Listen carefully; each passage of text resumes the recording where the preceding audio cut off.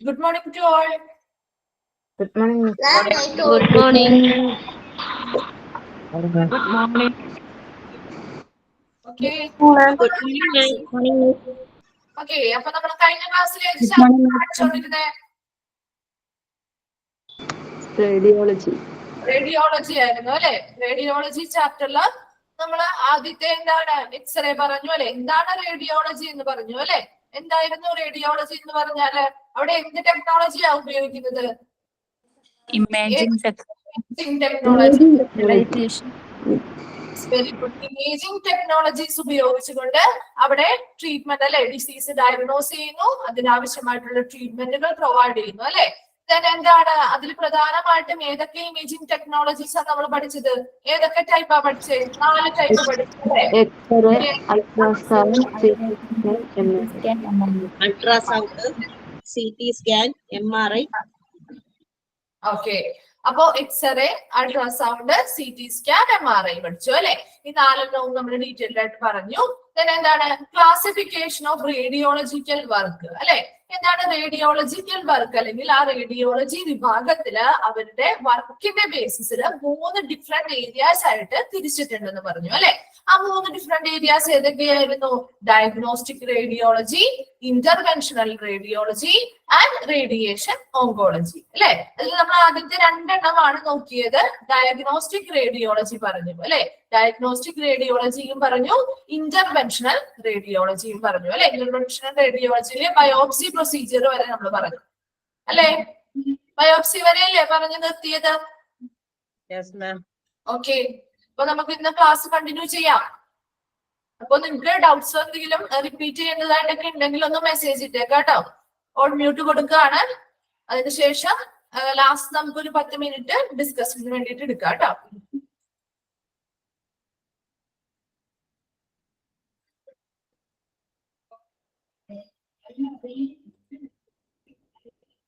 Okay. അപ്പോ diagnostic radiology അല്ലെ. Diagnostic radiology, interventional radiology and radiation oncology. ഈ 3 different areas ആയിട്ട് ഈ റേഡിയോളജി ഡിപ്പാർട്ട്മെന്റിനെ തിരിച്ചിട്ടുണ്ട്. എന്തിന്റെ ബേസിലാണ്? അതിന്റെ വർക്കിന്റെ ബേസിസിൽ അല്ലെ. അപ്പൊ ഇതിൽ നമ്മൾ ആദ്യത്തെ 2 എണ്ണം നോക്കിയായിരുന്നു, ഡയഗ്നോസ്റ്റിക് റേഡിയോളജിയും ഇന്റർവെൻഷണൽ റേഡിയോളജിയും. അപ്പൊ അതിൽ ഡയഗ്നോസ്റ്റിക് റേഡിയോളജി എന്ന് പറഞ്ഞാൽ എന്തായിരുന്നു? റേഡിയോളജിസ്റ്റുകൾ ഏതൊക്കെ ഇമേജിംഗ് ടെക്നിക്സ് ആണ് ഉപയോഗിക്കുന്നത്? എക്സ്റേ, എന്താണ് ultrasound scanning, CT scan, MRI അല്ലെ. ഈ 4 ഇമേജിംഗ് ടെക്നിക്സും ഉപയോഗിച്ചുകൊണ്ട് എന്ത് ചെയ്യുന്നു? ശരീരത്തിലെ മൊത്തത്തിലുള്ള വൈകല്യങ്ങളെ ഐഡന്റിഫൈ ചെയ്യുന്നു അല്ലെ. അതാണ് ഡയഗ്നോസ്റ്റിക് റേഡിയോളജിയിൽ നടക്കുന്ന പ്രോസസ് എന്ന് പറയുന്നത് അല്ലെ. എന്താണ് പറഞ്ഞത്? ഈ ഇമേജിംഗ് ടെക്നിക്സ് ഉപയോഗിച്ചിട്ട് ഏതൊക്കെയാണ്? എക്സ്റേ, സ്കാനിങ്ങുകൾ, MRI, CT സ്കാനിങ്, അൾട്രാസൗണ്ട് പോലെയുള്ള ഈ 4 ഇമേജിംഗ് ടെക്നിക്സുകളും ഉപയോഗിച്ചിട്ട് റേഡിയോളജിസ്റ്റുകൾ എന്താണ് ഏതെങ്കിലും ഒരു പേഷ്യന്റ് വരികയാണെങ്കിൽ ആ പേഷ്യന്റിന്റെ മൊത്തത്തിലുള്ള ശരീരത്തിലെ മൊത്തത്തില് ഒന്ന് അനലൈസ് ചെയ്തിട്ട് എന്താണ് എന്തെങ്കിലും വൈകല്യങ്ങളുണ്ടോ എന്നുള്ളത് ഐഡന്റിഫൈ ചെയ്യുന്നു അല്ലെ. അത് കണ്ടെത്തുന്നു. അതിനുപയോഗിക്കുന്നത് ഏതൊക്കെ ഇമേജിംഗ് ടെക്നിക്സ് ആണ്? X-ray, ultrasound, CT scan, MRIs ഉപയോഗിച്ച് എന്താണ് കണ്ടെത്തുന്നു അല്ലെങ്കിൽ ഐഡന്റിഫൈ ചെയ്യുന്ന ആ ഒരു ഇതാണ് ഡയഗ്നോസ്റ്റിക് റേഡിയോളജിയിൽ വരുന്നത്. ദെൻ ഇന്റർവെൻഷണൽ റേഡിയോളജിയിൽ വരുമ്പോ അവിടെ എന്താണ്? റേഡിയോളജി പ്രധാനമായിട്ടും എന്താണ്? മിനിമലി ഇൻവേസീവ് ആയിരിക്കും അല്ലെ. എപ്പോഴും എന്താ മറ്റേ ഡയഗ്നോസ്റ്റിക് റേഡിയോളജിയിൽ എന്താണ്? നോൺ ഇൻവേസീവ് ആണ്. മുറിവുകളോ അങ്ങനെയുള്ള കാര്യങ്ങളോ ഒന്നും ഉണ്ടാവുന്നില്ല. എന്നാൽ ഇന്റർവെൻഷണൽ റേഡിയോളജിയിൽ വരുമ്പോ എന്താണ്? തമ്മിലുള്ള വ്യത്യാസമാണ് നമ്മൾ നോക്കുന്നത്. ഇന്റർവെൻഷണൽ റേഡിയോളജിയിൽ വരുമ്പോ അവിടെ കുറച്ച് എന്താണ്? ചെറിയ മുറിവുകളോ ദ്വാരങ്ങളോ ഒക്കെ ഉണ്ടാകുന്നുണ്ട്. എന്നാൽ വലിയ സർജിക്കൽ ട്രീറ്റ്മെന്റ് മെത്തേഡോ കാര്യങ്ങളോ ഒന്നുമില്ല. വലിയ സർജറീസോ മേജർ സർജറീസോ കാര്യങ്ങളോ ഒന്നും വരുന്നില്ല. എന്നാൽ കൂടി എന്താണ്? ചെറിയ മുറിവുകളോ ദ്വാരങ്ങളോ ശരീരത്തിൽ ഉണ്ടാക്കി അതുവഴിയാണ് രോഗത്തെ ഐഡന്റിഫൈ ചെയ്യുന്നത് അല്ലെ. രോഗനിർണയം നടത്തുന്നതും അതിനു വേണ്ടിയുള്ള ട്രീറ്റ്മെന്റുകൾ നടത്തുന്നതും. ഓക്കെ. അപ്പോ ഈ ഇന്റർവെൻഷണൽ റേഡിയോളജിയിൽ ഡയഗ്നോസ് ചെയ്യുക മാത്രമല്ല ചെയ്യുന്നത്, അവിടെ ട്രീറ്റ്മെന്റുകളും പേഷ്യൻസിന് കൊടുക്കുന്നുണ്ട്. ക്ലിയർ? അതിൽ പ്രധാനമായിട്ട് വരുന്ന 4 പ്രൊസീജിയേഴ്സ് ആണുള്ളത്. ഏതൊക്കെയാണ്? Imaging and treatment of blood vessels, that is angiography അല്ലെങ്കിൽ ആൻജിയോഗ്രാം എന്ന് പറയുന്നു. അപ്പോ അതൊന്നാമത്തെ പ്രൊസീജിയർ ആണ്. രണ്ടാമത്തെ പ്രൊസീജിയർ എന്താണ്? ബയോപ്സി പ്രൊസീജിയർ ഉണ്ട്. മൂന്നാമത്തേത് ഏതാ പറയുന്നേ?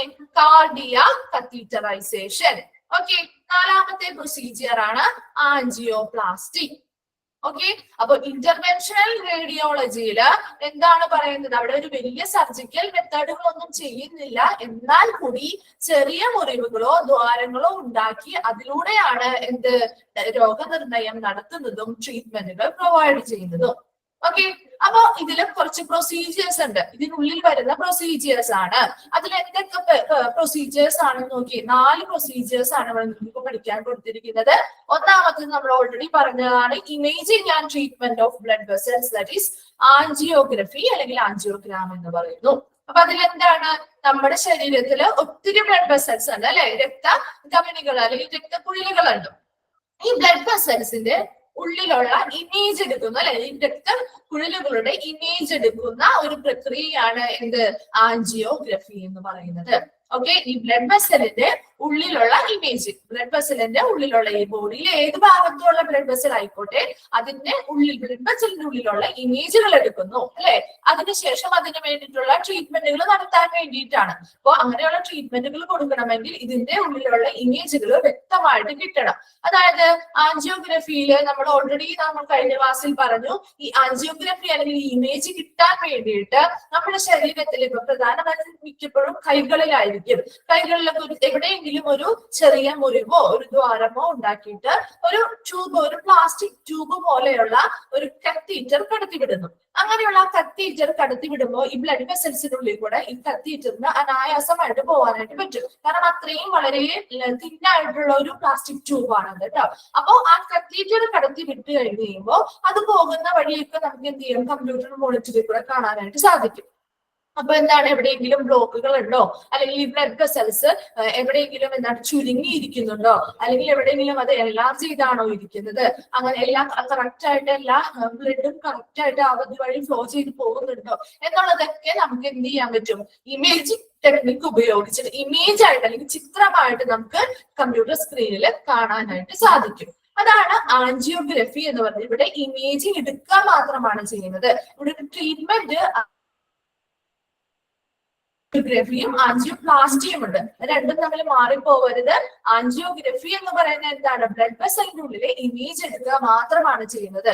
ഓക്കെ, അത് കമ്പ്യൂട്ടറിൽ നമുക്ക് ഇമേജുകൾ കണ്ടെത്തുന്നു. അത് ഇപ്പൊ എന്തെങ്കിലും ബ്ലോക്കുകളോ കാര്യങ്ങളോ ഉണ്ടെങ്കിൽ അത് കണ്ടെത്താൻ വേണ്ടി സഹായിക്കുന്ന ഒരു ഇമേജിംഗ് ടെക്നിക്കാണ് ആൻജിയോഗ്രഫി എന്ന് പറയുന്നത്. അടുത്ത് പറഞ്ഞ എന്താ? ബയോപ്സി പറഞ്ഞു അല്ലെ. ബയോപ്സി എന്ന് പറഞ്ഞാൽ എന്താ? പ്രധാനമായിട്ടും നമ്മൾ ക്യാൻസർ ട്രീറ്റ്മെന്റുകൾക്ക് വേണ്ടിയിട്ടാണ് ബയോപ്സി എന്ന് പറയുന്ന പ്രൊസീജിയർ കേട്ടിട്ടുള്ളത് അല്ലെ. ക്യാൻസറിനൊക്കെയാണ് നമ്മൾ പ്രധാനമായിട്ടും കേട്ടിട്ടുള്ളത്.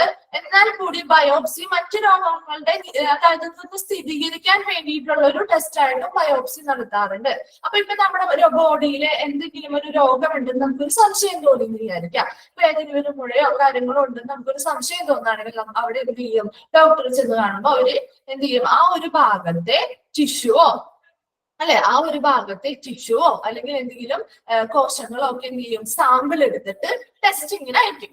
ഈ സാമ്പിൾ എടുത്ത് ടെസ്റ്റിങ്ങിന് അയക്കും. അതൊരു മൈക്രോസ്കോപ്പിക് കണ്ടീഷനിലാണ് ടെസ്റ്റുകൾ ചെയ്യുന്നത്. അങ്ങനെ അതിന്റെ അടിസ്ഥാനത്തിൽ ഈ രോഗമുണ്ടെങ്കിൽ നമുക്ക് അതിനെ എന്ത് ചെയ്യാൻ പറ്റും? കൺഫേം ചെയ്യാൻ പറ്റും, ഉറപ്പിക്കാനായിട്ട് പറ്റും. അതിനനുസരിച്ചുള്ള ട്രീറ്റ്മെന്റുകൾ നടത്താനും പറ്റും. അപ്പൊ അതാണ് ബയോപ്സി പ്രൊസീജിയർ എന്ന് പറയുന്നത്. രണ്ടെണ്ണമാണ് നമ്മൾ കഴിഞ്ഞ ക്ലാസ്സിൽ പറഞ്ഞത് അല്ലെ. ഇനി അടുത്തതാണ് കാർഡിയാക് കത്തീറ്ററൈസേഷൻ. കാർഡിയാക് കത്തീറ്ററൈസേഷൻ എന്ന് പറഞ്ഞു കഴിഞ്ഞാല് കാർഡിയാക് എന്ന് പറയുന്ന വേർഡ് എന്തുമായിട്ട് റിലേറ്റഡ് ആണ്? കാർഡിയാക് ഹാർട്ടുമായിട്ട് അല്ലെ, ഹാർട്ടുമായിട്ട് റിലേറ്റഡ് ആയിട്ടുള്ളതാണ് കാർഡിയാക് കത്തീറ്ററൈസേഷൻ. അപ്പൊ ഇത് ഹാർട്ടുമായിട്ട് ബന്ധപ്പെട്ട ഒരു പ്രൊസീജിയർ ആണ് അല്ലെ. ഹൃദയ സംബന്ധം അല്ലെങ്കിൽ ഹൃദയ സംബന്ധമായിട്ടുള്ള രോഗങ്ങളുടെ ട്രീറ്റ്മെന്റുമായി ബന്ധപ്പെട്ട ഒരു പ്രൊസീജിയർ ആണ് കാർഡിയാക് കത്തീറ്ററൈസേഷൻ എന്ന് പറയുന്നത്. ഇതെല്ലാം തമ്മിൽ ഒരു കണക്റ്റഡ് ആയിട്ടാണ് വരുന്നത് കേട്ടോ. അപ്പൊ ഈ കാർഡിയാക് കത്തീറ്ററൈസേഷൻ പ്രധാനമായിട്ടും കാർഡിയോളജിസ്റ്റുകൾ അല്ലെങ്കിൽ ഹൃദയ വിദഗ്ധർ അല്ലെ, ഹൃദയവുമായി ഹൃദയ സംബന്ധമായിട്ടുള്ള രോഗങ്ങൾ നോക്കുന്ന വിദഗ്ധര്, അതാണ് കാർഡിയോളജിസ്റ്റുകൾ എന്ന് പറയുന്നത്. അവരാണ് ഈ പ്രൊസീജിയർ പെർഫോം ചെയ്യുന്നത്. ഓക്കെ, അപ്പോ ഈ കാർഡിയോളജിസ്റ്റുകളാണ് പ്രധാനമായിട്ടും യൂസ് ചെയ്യുന്ന ഒരു മെഡിക്കൽ പ്രൊസീജിയർ ആണ് കാർഡിയാക് കത്തീറ്ററൈസേഷൻ. ഓക്കെ. അപ്പൊ ഈ കാർഡിയാക് കത്തീറ്ററൈസേഷനില് നമ്മുടെ ഹൃദയ സംബന്ധമായിട്ട് ഹൃദയത്തിന്റെ ഫംഗ്ഷൻ എങ്ങനെയുണ്ട് എന്നൊക്കെ ഇവാലുവേറ്റ് ചെയ്യാനായിട്ടാണ് പ്രധാനമായിട്ടും ഈ കാർഡിയാക് കത്തീറ്ററൈസേഷൻ ചെയ്യുന്നത്. ഓക്കെ. ഒരു പേഷ്യന്റ് വരികയാണെങ്കിൽ ആ പേഷ്യന്റിന്റെ ഹാർട്ട് അതിന്റെ ഫംഗ്ഷൻ എങ്ങനെയാണ്, നല്ല പ്രോപ്പർ ആയിട്ട് അത് ഫംഗ്ഷനിങ് ചെയ്യുന്നുണ്ടോ, വേറെ എന്തെങ്കിലും രീതിയിലുള്ള പ്രോബ്ലംസ് ഹാർട്ടിനുണ്ടോ എന്നുള്ളതൊക്കെ വിലയിരുത്താൻ അല്ലെങ്കിൽ ഇവാലുവേറ്റ് ചെയ്യാനായിട്ട് നമുക്ക് ഈ കാർഡിയാക് കത്തീറ്ററൈസേഷൻ വഴി സാധിക്കും. അതുപോലെ തന്നെ മറ്റു രണ്ട് കാര്യങ്ങളാണ് ഈ എന്തെങ്കിലും ഇപ്പൊ നമ്മൾ ഓൾറെഡി പറഞ്ഞു ബ്ലോക്കുകളോ കാര്യങ്ങളോ ഉണ്ടോന്ന്, അതായത് ഹാർട്ടിലോട്ട് വരുന്ന ബ്ലഡ് വെസൽസിൽ ഏതെങ്കിലും ബ്ലോക്കുകൾ ഉണ്ടാവുകയാണെങ്കിൽ അതിന്റെ ട്രീറ്റ്മെന്റിന് വേണ്ടിയിട്ട് നമ്മൾ കാർഡിയാക് കത്തീറ്ററൈസേഷൻ ഉപയോഗിക്കുന്നു. അതുപോലെ തന്നെ ഹാർട്ടിന്റെ വാൽവുകളിൽ എന്തെങ്കിലും പ്രോബ്ലംസ് ഉണ്ടെന്നുണ്ടെങ്കിൽ നമ്മൾ വാൽവുകൾ മാറ്റിവെക്കുന്നുണ്ട്. അപ്പൊ അങ്ങനെയുള്ള പ്രൊസീജിയേഴ്സ് ചെയ്യാനായിട്ട് നമ്മൾ കാർഡിയാക് കത്തീറ്ററൈസേഷൻ വഴിയാണ് നടത്തുന്നത്. അതുപോലെ തന്നെ മറ്റൊരു കാര്യമാണ് സ്റ്റെന്റുകൾ എന്നൊക്കെ നമ്മൾ പറഞ്ഞിട്ടില്ലേ, സ്റ്റെന്റുകൾ, അതായത് ഈ ബ്ലോക്ക് വന്ന ആ ഒരു സ്ഥലത്ത് സ്റ്റെന്റുകൾ ഘടിപ്പിക്കുന്നു എന്നൊക്കെ പറഞ്ഞിട്ടുണ്ട്. അപ്പൊ അങ്ങനെ കേട്ടിട്ടില്ലേ. അപ്പൊ ആ സ്റ്റെന്റുകൾ അങ്ങനെയുള്ള പ്രൊസീജിയേഴ്സ് ചെയ്യാനുമായിട്ടും എന്താണ് കാർഡിയാക് കത്തീറ്ററൈസേഷനിലൂടെയാണ് ചെയ്യുന്നത്. അതുപോലെ പേസ് മേക്കേഴ്സ് വാൽവുകളൊക്കെ മാറ്റിവെക്കുന്നത് നിങ്ങൾ കേട്ടിട്ടുണ്ടാവുമായിരിക്കും. അപ്പൊ അവയെല്ലാം അങ്ങനെയുള്ള പ്രൊസീജിയേഴ്സ് എല്ലാം ചെയ്യുന്നത് നമ്മൾ ഈ കാർഡിയാക് കത്തീറ്ററൈസേഷൻ വഴിയാണ്. അപ്പൊ ഹാർട്ട് സംബന്ധമായിട്ടുള്ള ഒരു മെഡിക്കൽ പ്രൊസീജിയർ ആണ് ആര് ചെയ്യുന്നതാണ്, കാർഡിയോളജിസ്റ്റുകൾ ചെയ്യുന്ന ഒരു പ്രൊസീജിയർ ആണ് കേട്ടോ. കാർഡിയോളജിസ്റ്റുകൾ ചെയ്യുന്ന ഹാർട്ടുമായി സംബന്ധിച്ച ഏതൊരു രോഗം ഉണ്ടായാലും അതുമായി സംബന്ധിച്ച ഒരു മെഡിക്കൽ പ്രൊസീജിയർ ആണ് എന്തെന്ന് പറയുന്നത് കാർഡിയാക് കത്തീറ്ററൈസേഷൻ എന്ന് പറയുന്നത്. അത് പെർഫോം ചെയ്യുന്ന വ്യക്തികളായിരിക്കും കാർഡിയോളജിസ്റ്റുകളാണ് അത് പെർഫോം ചെയ്യുന്നത്. അത് കൂടുതലായിട്ടും എങ്ങനെയാണ്, ഹാർട്ട് സംബന്ധമായിട്ടുള്ള രോഗങ്ങൾക്കാണ്. ഇനി ഇതിലും കത്തീറ്ററൈസേഷൻ തന്നെയാണ്, അല്ലെങ്കിൽ എന്താണ്, കത്തീറ്റർ കടത്തി വിട്ടാണ് ഇങ്ങനെയുള്ള ട്രീറ്റ്മെന്റുകൾ നമ്മൾ എന്ത് ചെയ്യുന്നത്, ഇതിനുള്ള ട്രീറ്റ്മെന്റുകൾ കൊടുക്കുന്നത്. അപ്പൊ ഈ കത്തീറ്ററൈസേഷൻ അല്ലെങ്കിൽ ഈ കത്തീറ്റർ കടത്തിവിടുന്ന അതിന് വേണ്ടി സ്പെഷ്യൽ ആയിട്ടുള്ള ഒരു ലാബ് ഉണ്ട്. ആ ലാബിന്റെ പേരാണ് കാത്ത് ലാബ് എന്ന് പറയും. കാത്ത് ലാബ് ഇതൊന്നും നിങ്ങൾ ജസ്റ്റ് മനസ്സിലാക്കാൻ വേണ്ടിയിട്ടാണ്. ഇപ്പൊ എന്താണ് കാർഡിയാക് കത്തീറ്ററൈസേഷൻ ഒന്നും നിങ്ങൾക്ക് ക്വസ്റ്റ്യൻ ചോദിക്കില്ല. മറിച്ച് എന്താ ചോദിക്കുക, ഈ ഇന്റർവെൻഷണൽ റേഡിയോളജിയിൽ വരുന്ന മേജർ പ്രൊസീജിയേഴ്സ് ഏതൊക്കെയാണെന്നാണ് ചോദിക്കുള്ളൂ. അപ്പൊ നിങ്ങൾ ഈ പേരുകൾ മാത്രം എഴുതിയാൽ മതിയാവും. എന്നാലും ഇത് എന്താണെന്നൊന്ന് അറിഞ്ഞിരിക്കാൻ വേണ്ടിയിട്ടാണ് ഈ പറഞ്ഞു തരുന്നത് കേട്ടോ. അപ്പൊ ഈ കാർഡിയാക് കത്തീറ്ററൈസേഷൻ അല്ലെങ്കിൽ കത്തീറ്ററൈസേഷൻ നടത്തുന്നത്, ഈ കത്തീറ്റർ കടത്തിവിടുന്ന ആ ഒരു പ്രോസസ്സാണ് കത്തീറ്ററൈസേഷൻ എന്ന് പറയുന്നത്. അത് നടത്തുന്നതിന് സ്പെഷ്യൽ ആയിട്ടുള്ള എക്യുപ്മെന്റ്സും കാര്യങ്ങളും ഒക്കെ അടങ്ങിയിട്ടുള്ള ഒരു ലാബ് ഉണ്ടാവും. ആ ലാബിനെ വിളിക്കുന്നതാണ് കാത്ത് ലാബ് എന്ന് വിളിക്കും. Cath lab. ഓക്കെ. അപ്പൊ ഈ കാത്ത് ലാബിൽ വെച്ചിട്ടാണ് ഈ കത്തീറ്ററൈസേഷൻ പ്രൊസീജിയർ നടക്കുന്നത്. അപ്പൊ അത് കഴിഞ്ഞ് നമ്മൾ പഠിക്കാൻ പോകുന്ന ആൻജിയോപ്ലാസ്റ്റിയെ കുറിച്ചാണ്. അപ്പൊ ഈ കത്തീറ്ററൈസേഷനിൽ തന്നെയാണ് ഉൾപ്പെടുന്നതാണ് ഈ ആൻജിയോപ്ലാസ്റ്റി. ഓക്കെ. അപ്പൊ രണ്ടും തമ്മിൽ നമുക്കൊന്ന് കണക്ട് ചെയ്ത് പഠിക്കാം. അപ്പൊ ഈ കാർഡിയാക് കത്തീറ്ററൈസേഷനിൽ ഒരു ഹാർട്ട് സംബന്ധമായിട്ടുള്ള എന്തെങ്കിലും അസുഖവുമായിട്ട് ഒരു പേഷ്യന്റ് വന്നു. അപ്പൊ ഈ കാർഡിയോളജിസ്റ്റുകൾ എന്ത് ചെയ്യും, ഈ കത്തീറ്ററൈസേഷൻ നടക്കും അല്ലെ. ആദ്യം എന്ത് ചെയ്യും, ആൻജിയോഗ്രഫി ചെയ്യും. ആൻജിയോഗ്രഫി എന്ന് പറഞ്ഞാൽ എന്താ, ബ്ലഡ് വെസൽസിന് ഇമേജുകൾ എടുക്കുന്നു. അങ്ങനെ ഇമേജുകൾ എടുത്ത് എവിടെയെങ്കിലും ബ്ലോക്കുകൾ ഉണ്ടോ, എത്ര ബ്ലോക്കുകൾ ഉണ്ട്, ഏതൊക്കെ സ്ഥലത്താണ് എന്നുള്ളതൊക്കെ നമുക്ക് ആൻജിയോഗ്രഫി വഴി ചെയ്യുന്നത് വഴി ഇമേജുകൾ കിട്ടുന്നത് വഴി നമുക്ക് മനസ്സിലാക്കാൻ പറ്റും അല്ലെ. അതിനുശേഷം എന്ത് ചെയ്യുന്നു, കത്തീറ്ററൈസേഷൻ ചെയ്യുന്നു. അങ്ങനെ കത്തീറ്ററൈസേഷൻ ചെയ്യുമ്പോൾ എന്താണ്, ശരീരത്തിൽ എവിടെയെങ്കിലും ഒരു മുറിവുകൾ ഉണ്ടാക്കി ബ്ലഡ് വെസൽസിൽ കൂടെ ഈ കത്തീറ്റർ എന്ന് പറയുന്ന ചെറിയ പ്ലാസ്റ്റിക് ട്യൂബ്സ് ആണ്. ഈ ട്യൂബ്സ് എന്ത് ചെയ്യും, കടത്തിവിടും. ഓക്കെ. അങ്ങനെ ട്യൂബ്സ് കടത്തിവിട്ട് കഴിയുമ്പോൾ അതിന്റെ ടിപ്പിലായിട്ട് എന്തുണ്ടാവും, നീഡിൽ ഉണ്ടാവും. അതുപോലെ തന്നെ ഒരു ബലൂൺ പോലത്തെ ഒരു മെറ്റീരിയൽ, ഒരു ബലൂൺ ഉണ്ടാവും. അതായത് അത് വീർപ്പിക്കാനും ചുരുക്കാനും കഴിയുന്ന രീതിയിലുള്ള ഒരു ബലൂൺ പോലത്തെ ഒരു ഇതുണ്ടാവും. ആ ബലൂൺ ഉണ്ടാവും. ബലൂൺ തന്നെയാണ് എപ്പോഴും യൂസ് ചെയ്യുന്നത് കേട്ടോ. ബലൂൺ എന്നുള്ള വേർഡ് തന്നെയാണ് യൂസ് ചെയ്യുന്നത്. അപ്പൊ ബലൂൺ പോലെ തന്നെയാണ് അതിരിക്കുക. അപ്പൊ ആ ബലൂൺ ഉണ്ടാവും. ആ സാധനം എന്ത് ചെയ്യും, കത്തീറ്ററിന്റെ കൂടെ എന്ത് ചെയ്യുമോ, ഈ ഫ്രണ്ടിലായിട്ട് ഏറ്റവും ടിപ്പിലായിട്ട് ഇതിനെ കടത്തിവിടുന്നു. അങ്ങനെ ഈ കത്തീറ്റർ ഇങ്ങനെ പോയി എവിടെയാണ്, ബ്ലഡ് വെസൽസിൽ കൂടെ പോയിക്കൊണ്ടിരിക്കുകയല്ലേ. അങ്ങനെ ബ്ലഡ് വെസൽസിൽ കൂടെ പോയിക്കൊണ്ടിരിക്കുമ്പോൾ എവിടെയാണോ ബ്ലോക്ക് ഉള്ളത് ആ സ്ഥലം എന്ത് ചെയ്യുന്നു, നമ്മൾ ആൻജിയോഗ്രഫി വഴി ഓൾറെഡി ഐഡന്റിഫൈ ചെയ്തിട്ടുണ്ടാവും അല്ലെ. അപ്പൊ ഏത് സ്ഥലത്താണോ ബ്ലോക്ക് ഉള്ളത് അവിടെ എത്തുമ്പോ അവിടെ എന്തായിരിക്കും, ബ്ലോക്ക് ഉള്ള ഏരിയ എന്ന് പറയുന്നത് എങ്ങനെയായിരിക്കും, ബ്ലഡ് വെസൽസ് ചുരുങ്ങിയിരിക്കുകയാണ്. അതായത് അകത്തെ ആ ഒരു പാസേജ് എന്ന് പറയുന്നത് ഈ ഫാറ്റ് വന്ന് എപ്പോഴും അടിഞ്ഞിരിക്കുകയായിരിക്കും. അപ്പൊ അവിടുത്തെ ആ ഒരു പാസേജ് വളരെ നാരോ ആയിരിക്കും അല്ലെ, വളരെ ചെറിയൊരു പാസേജ് ആയിട്ട് ചുരുങ്ങിയിരിക്കുള്ളൂ ബ്ലഡ് വെസൽസിന്റെ എവിടെ, ബ്ലോക്ക് ഉള്ള സ്ഥലങ്ങളിൽ. അപ്പൊ അങ്ങനെ വരുമ്പോൾ കത്തീറ്റർ കടന്നു പോകില്ല അല്ലെ. അപ്പൊ ആ ഫേസ് എത്തുമ്പോൾ ഈ കത്തീഡ്രലിന്റെ ടിപ്പിലുള്ള ബലൂൺസ് എന്ന് പറയുന്ന സാധനമില്ലേ, ആ ബലൂൺസ് എന്ത് ചെയ്യും, വീർപ്പിക്കുന്നു. ഓക്കെ, ആ ബലൂൺ വീർപ്പിക്കുമ്പോൾ എന്ത് പറ്റും, അതിന്റെ ചുറ്റുമുള്ള ആ 2 ബ്ലഡ് വെസലിന്റെ വാളുകളും എന്ത് ചെയ്യും, നല്ലോണം വികസിക്കും അല്ലെ. ആ ബലൂൺ വികസിക്കുന്നതിനനുസരിച്ച് ഈ എന്താണ് ഈ ബ്ലഡ് വെസലിന്റെ വാൾസ് അല്ലെങ്കിൽ ഭിത്തികളും വികസിക്കും. ഓക്കെ, ആ വികസിക്കുന്നതിനൊപ്പം തന്നെ അവിടെ എന്താണ് സ്റ്റെന്റ് എന്ന് പറയുന്ന ഒരു മെറ്റീരിയൽ, അതായത് ഒരു മെറ്റൽ ആണ്, ഒരു സ്പ്രിംഗ് പോലത്തെ ഒരു മെറ്റൽ ആണ് സ്റ്റെന്റ് എന്ന് പറയുന്നത്. ഈ ബലൂൺ വികസിക്കുന്നതോടൊപ്പം ഈ കത്തീഡ്രലിന്റെ ടിപ്പിലുള്ള സ്റ്റെന്റും വികസിക്കുന്നു.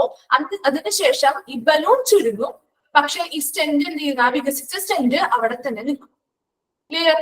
അപ്പൊ ആ വികസിച്ച സ്റ്റെന്റ് അവിടെ തന്നെ നിൽക്കുമ്പോൾ പിന്നീട് ആ ബ്ലഡ് വെസലിന് ചുരുങ്ങാനായിട്ട് പറ്റില്ല. ആ ഒരു ഏരിയയിൽ സ്റ്റെന്റ് നിൽക്കുന്ന ആ ഒരു ഏരിയയില് ബ്ലഡ് വെസലിന് എന്ത് ചെയ്യാൻ പറ്റില്ല, ചുരുങ്ങി തിരിച്ച് ആദ്യത്തെ പോലത്തെ ചുരുങ്ങി നിൽക്കാനായിട്ട് സാധിക്കില്ല. അപ്പൊ അവിടെ എന്താണ്, ബ്ലഡ് ഫ്ലോ നന്നായിട്ട് പാസ് ചെയ്തു പോകും. അങ്ങനെയാണ് സ്റ്റെന്റുകൾ ഘടിപ്പിക്കുന്നത്, അങ്ങനെയാണ് ആ ഒരു ബ്ലോക്ക് മാറ്റുന്നത്.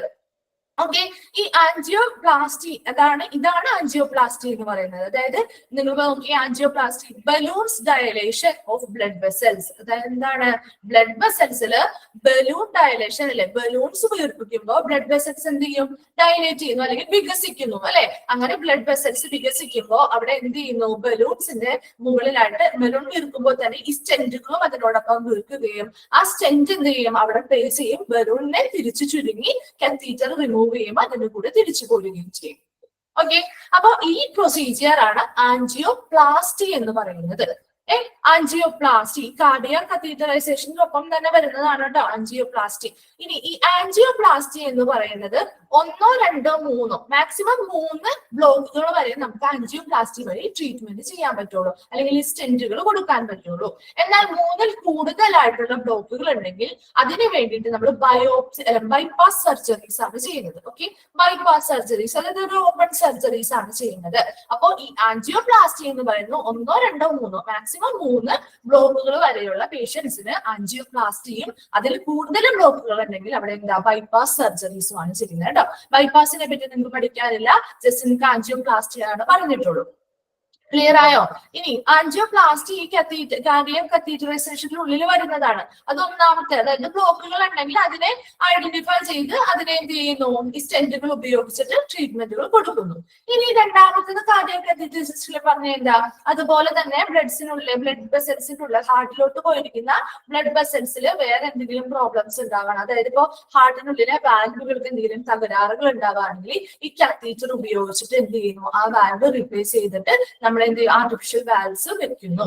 അതുപോലെ തന്നെ പേസ് മേക്കറിൽ എന്തെങ്കിലും കംപ്ലൈന്റുകൾ ഹാർട്ടുമായി സംബന്ധിച്ച ഹാർട്ടിലെ പേസ് മേക്കേഴ്സിന്റെ എന്തെങ്കിലും പ്രോബ്ലംസ് ഉണ്ടാവുകയാണെങ്കിലും ഈ കാർഡിയാക് കത്തീറ്ററൈസേഷൻ കത്തീറ്റർ ഉപയോഗിച്ചിട്ടാണ് അവിടെ എന്ത് ചെയ്യുന്നത്, ആ പേസ് മേക്കർ മാറ്റിവെക്കുന്നത്. അപ്പൊ അതൊരു വലിയ മേജർ സർജറീസിലോട്ട് എത്താതെ എന്താണ് സഹായിക്കുന്നു. അതുപോലെ തന്നെ അതേസമയം സിറ്റുവേഷൻ കുറച്ച് കോംപ്ലിക്കേറ്റഡ് ആണെങ്കിൽ എന്ത് ചെയ്യും, അവിടെ ഓപ്പൺ സർജറീസ് നടത്താറുണ്ട്. എന്നാലും എന്താണ് അത്രയും അധികം സിവിയറിറ്റി ഇല്ലാത്തവരിലാണെങ്കിൽ നമുക്ക് ഇങ്ങനെയുള്ള പ്രൊസീജിയേഴ്സ് ചെയ്യാൻ പറ്റും. കുറച്ച് ബ്ലോക്കുകളൊക്കെ ഉള്ള 1, 2 ബ്ലോക്കൊക്കെ ഉള്ളവർക്കാണെങ്കിൽ എന്താണ് ഓപ്പൺ സർജറീസ് ചെയ്യുന്നതിന് പകരം ഇങ്ങനെയുള്ള ആൻജിയോപ്ലാസ്റ്റികളാണ് ചെയ്യുന്നത് കേട്ടോ. അപ്പൊ ഈ പ്രൊസീജിയർ ഏതാണെന്ന് മാത്രം നിങ്ങൾ മനസ്സിലാക്കിയാൽ മതി. അതിനുള്ളിലേക്ക് നിങ്ങൾക്ക് എന്താണ് ഈ പ്രൊസീജിയർ എന്നുള്ളത് ചോദിക്കില്ല. അപ്പൊ ആൻജിയോപ്ലാസ്റ്റി എന്താണ് ചോദിക്കുന്നത്, ആൻജിയോപ്ലാസ്റ്റിയുടെ അവിടെ എന്താ നിങ്ങൾ ചോദിച്ചെന്താ ഇതാ balloon dilation of blood vessels എന്ന് എഴുതിയാൽ മതി. നിങ്ങളുടെ നോട്ടിൽ അത്രയും കൊടുത്തിട്ടു, കാരണം അത്രയും നിങ്ങൾക്ക് പഠിക്കാനുള്ളൂ. അപ്പൊ ആൻജിയോപ്ലാസ്റ്റിയും ആൻജിയോഗ്രഫിയും തമ്മിൽ മാറരുത്. ആൻജിയോഗ്രഫി എന്ന് പറഞ്ഞാൽ എന്താ, ഇമേജ് അല്ലെ, ബ്ലഡ് വെസലിനുള്ളിൽ ഇമേജുകൾ എടുക്കുന്നത് ആ ഒരു പ്രോസസ്സാണ് ആൻജിയോഗ്രാഫി അല്ലെങ്കിൽ ആൻജിയോഗ്രാം എന്ന് പറയുന്നത്. എന്നാൽ ആൻജിയോപ്ലാസ്റ്റി വരുമ്പോൾ അവിടെ എന്താ ട്രീറ്റ്മെന്റുകളാണ് പ്രൊവൈഡ് ചെയ്യുന്നത് അല്ലെ. അതായത് ആൻജിയോഗ്രഫി വഴി ഐഡന്റിഫൈ ചെയ്ത ബ്ലോക്കുകൾക്കുള്ള ട്രീറ്റ്മെന്റുകൾ, അതിൽ സ്റ്റെന്റുകൾ നൽകുന്ന അല്ലെങ്കിൽ സ്റ്റെന്റുകൾ വെച്ച് നൽകുന്ന ഒരു പ്രൊസീജിയർ ആണ് ആൻജിയോപ്ലാസ്റ്റി വരുന്നത്. ഓക്കെ, രണ്ടും തമ്മിൽ മാറിപ്പോവാതെ പഠിക്കണം കേട്ടോ. ക്ലിയർ ആയോ? ഇത് ഏതൊക്കെയാണ് പ്രൊസീജിയേഴ്സ് എന്നുള്ളത്? ഇന്റർവെൻഷണൽ റേഡിയോളജിയിൽ നമ്മൾ പറഞ്ഞു അവിടെ എന്താണ് ഡയഗ്നോസും ഉണ്ട്, ട്രീറ്റ്മെന്റുകളും കൊടുക്കുന്നുണ്ട് അല്ലെ. അതിൽ പ്രധാനമായിട്ട് 4 പ്രൊസീജിയേഴ്സ് ആണ് പറഞ്ഞത്. Imaging and treatment of blood vessels, angiography പറഞ്ഞു അല്ലെ, ആൻജിയോഗ്രഫി പറഞ്ഞു, ബയോപ്സി പ്രൊസീജിയർ പറഞ്ഞു, കാർഡിയാക് കത്തീറ്ററൈസേഷൻ പറഞ്ഞു, ആൻജിയോപ്ലാസ്റ്റി അല്ലെങ്കിൽ balloon dilation of blood vessels. Okay, അപ്പൊ നിങ്ങൾക്ക് ക്വസ്റ്റ്യൻ വരാണെങ്കിൽ എന്താണ് ചോദിക്കാന്ന് ഞാൻ പറഞ്ഞുതരാം. ഇപ്പൊ എന്തൊക്കെ പ്രൊസീജിയേഴ്സ് ആണെന്ന് ചോദിക്കാം. ഇന്റർവെൻഷണൽ റേഡിയോളജിയിൽ വരുന്ന മേജർ പ്രൊസീജിയേഴ്സ് എന്തൊക്കെയാണെന്ന് ക്വസ്റ്റ്യൻ വരാറുണ്ട്. ഇപ്പൊ നിങ്ങൾക്ക് 4 ഓപ്ഷൻസ് തന്നിട്ട് എല്ലാം ഓൾ ഓഫ് ദി എബോ എന്ന് ചോദിക്കാം. അല്ലാന്നുണ്ടെങ്കിൽ ഏതെങ്കിലും ഒരു പ്രൊസീജിയർ എന്നിട്ട് അത് ഐഡന്റിഫൈ ചെയ്യാനായിട്ട് ചോദിക്കാം. അല്ല എങ്കിൽ എന്താണ് ആൻജിയോഗ്രഫി അല്ലെങ്കിൽ imaging and treatment of blood vessels എന്താണ് എന്ന് ചോദിക്കാം. എന്താണ് അതിന്റെ ആൻസർ? ആൻജിയോഗ്രഫി ആണ്. അതുപോലെ തന്നെ ആൻജിയോപ്ലാസ്റ്റി എന്ന് പറഞ്ഞാൽ എന്താണ്? Balloon dilation of blood vessels ഏതാണ്? അപ്പൊ ഏതാണ്? ആൻജിയോപ്ലാസ്റ്റി ആണ്. അങ്ങനെയുള്ള ക്വസ്റ്റ്യൻസ് നിങ്ങൾക്ക് ഈ ഒരു ഭാഗത്ത് നിന്ന് വരുള്ളൂ കേട്ടോ. ഓക്കെ, അടുത്തതാണ് എന്ത്? മൂന്നാമത്തതാണ് റേഡിയേഷൻ ഓങ്കോളജി. 2 ഭാഗത്ത് നമ്മൾ പറഞ്ഞല്ലേ, 2 ഏരിയാസ് പറഞ്ഞു. ഡയഗ്നോസ്റ്റിക് റേഡിയോളജിയും പറഞ്ഞു, ഇന്റർവെൻഷണൽ റേഡിയോളജിയും പറഞ്ഞു. അടുത്തത് ഏതാ? Radiation oncology. Radiation oncology. Radiation oncology എന്താന്ന് നോക്കിയേ. Radiation oncology. ഇനി ഓങ്കോളജി എന്ന വേർഡ് എന്താ? ഓങ്കോളജി എന്ന വേർഡ് എന്തുമായിട്ട് റിലേറ്റഡ് ആണ്? ഓങ്കോളജി ആർക്കെങ്കിലും അറിയോ? ഓങ്കോളജി എന്ന വേർഡ് എന്തുമായിട്ട് റിലേറ്റഡ് ആണ്? ക്യാൻസറുമായിട്ട് അല്ലെ? Yes, very good. ക്യാൻസറുമായിട്ട് റിലേറ്റഡ് ആയിട്ടുള്ളത്. അപ്പൊ ക്യാൻസറിനെ പറ്റി പഠിക്കുന്ന ഒരു പഠനമാണ് ഓങ്കോളജി എന്ന് പറയുന്നത് കേട്ടോ. അപ്പൊ സ്റ്റഡി ഓഫ് ക്യാൻസർ, ഇതാണ് ഓങ്കോളജി എന്ന് പറയുന്നത്. ഓങ്കോളജി ഡിപ്പാർട്ട്മെന്റ് എന്നൊക്കെ പറഞ്ഞ് നമ്മള് വലിയ ഹോസ്പിറ്റൽസിലൊക്കെ ചെല്ലുമ്പോൾ ക്യാൻസർ വിഭാഗത്തിന്റെ ആ ഒരു ഏരിയ ഓങ്കോളജി ഡിപ്പാർട്ട്മെന്റ് എന്നാണ് കാണുക. അതായത് ക്യാൻസർ ഡിപ്പാർട്ട്മെന്റ് നല്ല കാണുക അല്ലെ. അപ്പൊ ഓങ്കോളജി എന്ന് പറയുന്നത് ക്യാൻസർ എന്ന് പറയുന്ന രോഗവുമായി ബന്ധപ്പെട്ട പഠനത്തെയാണ് ഓങ്കോളജി എന്ന് പറയുന്നത്. അപ്പൊ ഇവിടെ റേഡിയേഷൻ ഓങ്കോളജി എന്താണെന്ന് നോക്കിയേ. റേഡിയേഷൻ ഓങ്കോളജി ഈ ഒരു വിഭാഗം ഏത് പേഷ്യൻസുമായിട്ട് ബന്ധപ്പെട്ടതായിരിക്കും?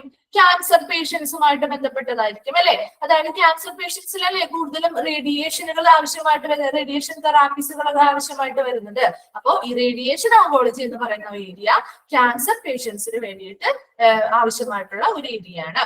That is, radiation oncology is used for performing radiation-based therapy on cancer patients. അല്ലെ, ക്യാൻസർ പേഷ്യൻസിന് റേഡിയേഷൻ അടിസ്ഥാനമാക്കിയിട്ടുള്ള തെറാപ്പികൾ പെർഫോം ചെയ്യാനായിട്ട് ഉപയോഗിക്കുന്ന ഒരു ഏരിയയാണ് റേഡിയേഷൻ ഓങ്കോളജി ഏരിയ എന്ന് പറയുന്നത്. ഓക്കെ, റേഡിയേഷൻ ഓങ്കോളജി ഏരിയയിൽ എന്താണ്? ക്യാൻസർ പേഷ്യൻസിന്, ക്യാൻസർ ഉള്ള പേഷ്യൻസിന് റേഡിയേഷൻ അടിസ്ഥാനമാക്കിയിട്ടുള്ള ട്രീറ്റ്മെന്റുകൾ അല്ലെങ്കിൽ തെറാപ്പീസ് കൊടുക്കുന്നു. അവിടെ എന്താ എങ്ങനെയുള്ള റേഡിയേഷൻ ഉപയോഗിക്കുന്നത്? High energy radiation. ഓക്കെ, വലിയ രീതിയിലുള്ള ഭയങ്കര ഹൈ എനർജി ആയിട്ടുള്ള ഒരു റേഡിയേഷൻസ് ആയിരിക്കും അവരെ ഉപയോഗിച്ചിട്ടാണ് utilise in the treatment that destroys cancer cells and prevent them from proliferating. ഇനി എന്താണ് proliferating എന്ന് പറഞ്ഞാൽ? വ്യാപനം. ഓക്കെ, proliferatingന്റെ മീനിങ് വ്യാപനം എന്നാണ് കേട്ടോ. വ്യാപനം അതായത് അതായത് അനിയന്ത്രിതമായിട്ട് പെരുകുന്നത്. ഓക്കെ, അപ്പൊ ഈ ഹൈ എനർജി റേഡിയേഷൻ ക്യാൻസർ തെറാപ്പികൾ കൊടുക്കുമെന്ന് നമ്മൾ പറഞ്ഞു അല്ലെ. അങ്ങനെയുള്ള ക്യാൻസർ തെറാപ്പികൾ കൊടുക്കുമ്പോൾ അവിടെ ഹൈ എനർജി റേഡിയേഷൻസ് ഉപയോഗിച്ചിട്ടാണ് ആ ക്യാൻസർ തെറാപ്പികൾ നൽകുന്നത്. എന്തിനു വേണ്ടിയിട്ട് എങ്ങനെ ഹൈ എനർജി റേഡിയേഷൻസ് കൊടുക്കുന്നത്? അവിടെയുള്ള ക്യാൻസർ, ആ പേഷ്യന്റിന്റെ ഉള്ളിലുള്ള ക്യാൻസർ സെൽസിനെ ഡിസ്ട്രോയ് ചെയ്ത് കളയാൻ അല്ലെങ്കിൽ നശിപ്പിച്ചു കളയാൻ വേണ്ടിയിട്ടും അതുപോലെ തന്നെ അതെന്ത് ചെയ്യുന്നു? Prevent from proliferating. എന്താണ്? അതിന്റെ പിന്നീടുള്ള വ്യാപനം തടയാൻ വേണ്ടിയിട്ട് കൂടിയാണ് ഇങ്ങനെ ഹൈ എനർജി റേഡിയേഷൻസ് ഉപയോഗിച്ചുകൊണ്ട് ഈ ട്രീറ്റ്മെന്റ് കൊടുക്കുന്നത്. ഓക്കെ, അപ്പൊ 2 പോയിന്റ് പറഞ്ഞു നമ്മൾ റേഡിയേഷൻ ഓങ്കോളജിയില്. റേഡിയേഷൻ ഓങ്കോളജി എന്താണ്? ക്യാൻസർ പേഷ്യൻസിന് റേഡിയേഷൻ അടിസ്ഥാനമാക്കിയിട്ട് പെർഫോം ചെയ്യുന്ന ഒരു പ്രൊസീജിയർ ആണ് അല്ലെ, പെർഫോം ചെയ്യുന്ന ഒരു ട്രീറ്റ്മെന്റ് ആണ് റേഡിയേഷൻ ഓങ്കോളജി വിഭാഗത്തിൽ വരുന്നത്. ഇനി ഇവിടെ എന്താണ്? ഹൈ എനർജി റേഡിയേഷൻസ് ആയിരിക്കും ഉപയോഗിക്കുന്നത്. എന്തിനു വേണ്ടിയിട്ടാണ്? ക്യാൻസർ സെൽസിനെ ഡിസ്ട്രോയ് ചെയ്യാൻ അല്ലെങ്കിൽ നശിപ്പിച്ചു കളയാനും അതിന്റെ വ്യാപനം അല്ലെ, അതിന്റെ പ്രൊലിഫറേഷൻ അല്ലെങ്കിൽ വ്യാപനം തടയാനും വേണ്ടിയിട്ടാണ് ഇങ്ങനെ ഹൈ എനർജി റേഡിയേഷൻസ് ഉപയോഗിക്കുന്നത്. Then thus this process can either regulate the problem or can cure it entirely. അപ്പൊ അതുകൊണ്ട് തന്നെ എന്താണ് ഈ പ്രോസസ്സ്? ഈ ഒരു പ്രോസസ്സ് വഴി ഒന്നില്ലെങ്കിൽ അതിനെ എന്ത് ചെയ്യാൻ പറ്റും? ആ ഒരു രോഗത്തെ നമുക്ക് തടയാൻ പറ്റും അല്ലെ, റെഗുലേറ്റ് ചെയ്യാൻ പറ്റും, തടയാൻ പറ്റും അല്ലെങ്കിൽ നിയന്ത്രിക്കാൻ പറ്റും. അല്ലെങ്കിലോ and the problem or can cure it entirely, അല്ലെങ്കിൽ നമുക്ക് എന്ത് ചെയ്യാൻ പറ്റും, പൂർണ്ണമായിട്ടും അതിനെ മാറ്റിയെടുക്കാനായിട്ട് സാധിക്കും. അപ്പൊ എന്താണ് അവിടെ രണ്ട് ചാൻസ് ആണുള്ളത് അല്ലെ. ഒന്നില്ലെങ്കിൽ നമുക്ക് ഈ ഒരു പ്രൊസീജിയർ വഴി ആ ഒരു രോഗം അല്ലെങ്കിൽ ആ ഒരു സെൽസ് അല്ലെങ്കിൽ ബോഡിയിൽ ഉണ്ടാകുന്ന ആ ഒരു സെൽസിന്റെ ഡിവിഷൻ എന്ത് ചെയ്യും, ആ ഒരു രോഗം പൂർണ്ണമായിട്ട് മാറ്റാനായിട്ട് സാധിക്കും. അല്ല എന്നുണ്ടെങ്കിലോ നിയന്ത്രിച്ച് നിർത്താനായിട്ട് സാധിക്കും. ഇപ്പൊ റേഡിയേഷൻ ഓങ്കോളജി എന്താണെന്ന് ക്ലിയർ ആയോ?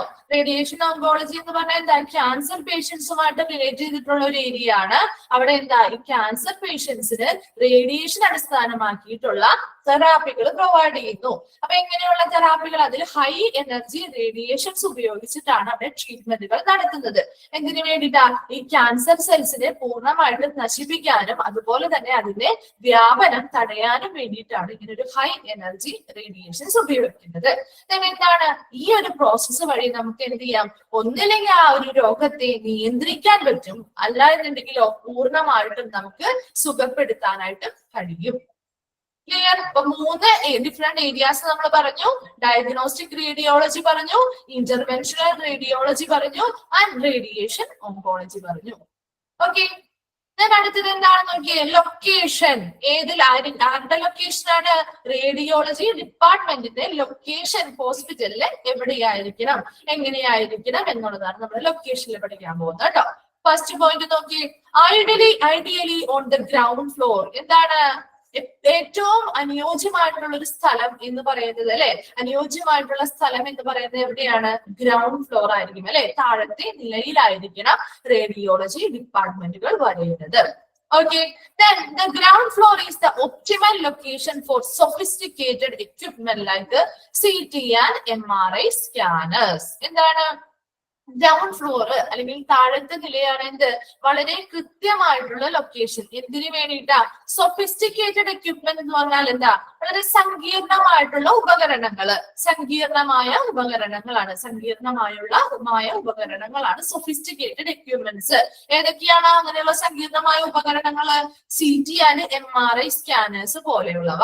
ഇപ്പൊ ഈ CT ആൻഡ് MRI സ്കാനേഴ്സ് പോലെയുള്ള സങ്കീർണമായിട്ടുള്ള ഉപകരണങ്ങൾ വയ്ക്കാനായിട്ട് ഏറ്റവും കൃത്യമായിട്ടുള്ള ഒരു ലൊക്കേഷൻ എന്ന് പറയുന്നത് എപ്പോഴും എവിടെയാണെന്നാണ് പറയുന്നത്? ഗ്രൗണ്ട് ഫ്ലോറിലാണ്. അപ്പോ ഈ കാരണങ്ങൾ കൊണ്ട് തന്നെയാണ് എപ്പോഴും എന്ത്, റേഡിയോളജി ഡിപ്പാർട്ട്മെന്റ് ഗ്രൗണ്ട് ഫ്ലോറിൽ അല്ലെങ്കിൽ താഴത്തെ നിലയിലായിരിക്കണം എന്ന് പറയുന്നത്. മൂന്നാമത്തെ പോയിന്റ് എന്താന്ന് നോക്കിയത്, department not only cares for walking patients but also emergency patients who may be unable to walk or who require rapid scanning to make diagnosis. Okay, നമുക്ക് ഈ പോയിന്റ്സ് ഒന്നും കൂടി ഡിസ്കസ് ചെയ്യാട്ടോ. ആദ്യം ഒന്ന് നമുക്ക് പറഞ്ഞു നിർത്തിയിട്ട് ഒന്നും കൂടി പറഞ്ഞു തരാം കേട്ടോ. ഓക്കെ, അപ്പൊ മൂന്നാമത്തെ പോയിന്റ് നോക്കിയത്, department not only cares for walking patients. എന്താണ് വാക്കിംഗ് പേഷ്യൻസ്?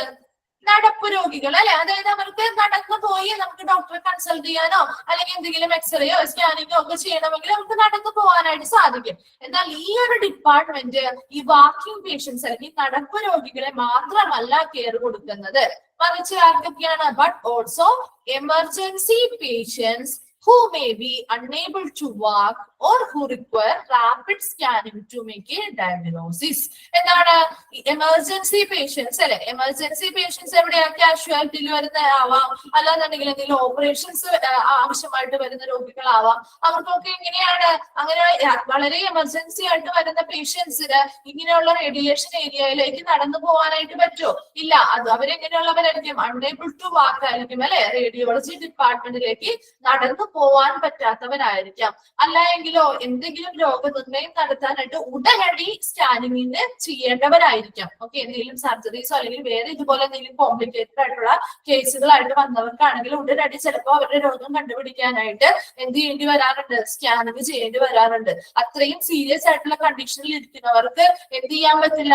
ഈ റേഡിയോളജി ഡിപ്പാർട്ട്മെന്റ് ഒത്തിരി ദൂരെയാണെങ്കിൽ അവിടെ വരെ ചെന്ന് ചെയ്യാനായിട്ടുള്ള പോസിബിലിറ്റി ഇല്ല, അവർക്ക് നടന്നു പോകാനായിട്ടുള്ള ഒരു ഒരു സിറ്റുവേഷൻ ആയിരിക്കില്ല. അപ്പൊ അങ്ങനെയുള്ള പേഷ്യൻസിനെയും കൂടി കെയർ കൊടുത്തുകൊണ്ടായിരിക്കണം എപ്പോഴും ഈ റേഡിയോളജി ഡിപ്പാർട്ട്മെന്റിന്റെ ലൊക്കേഷൻ വരേണ്ടത്.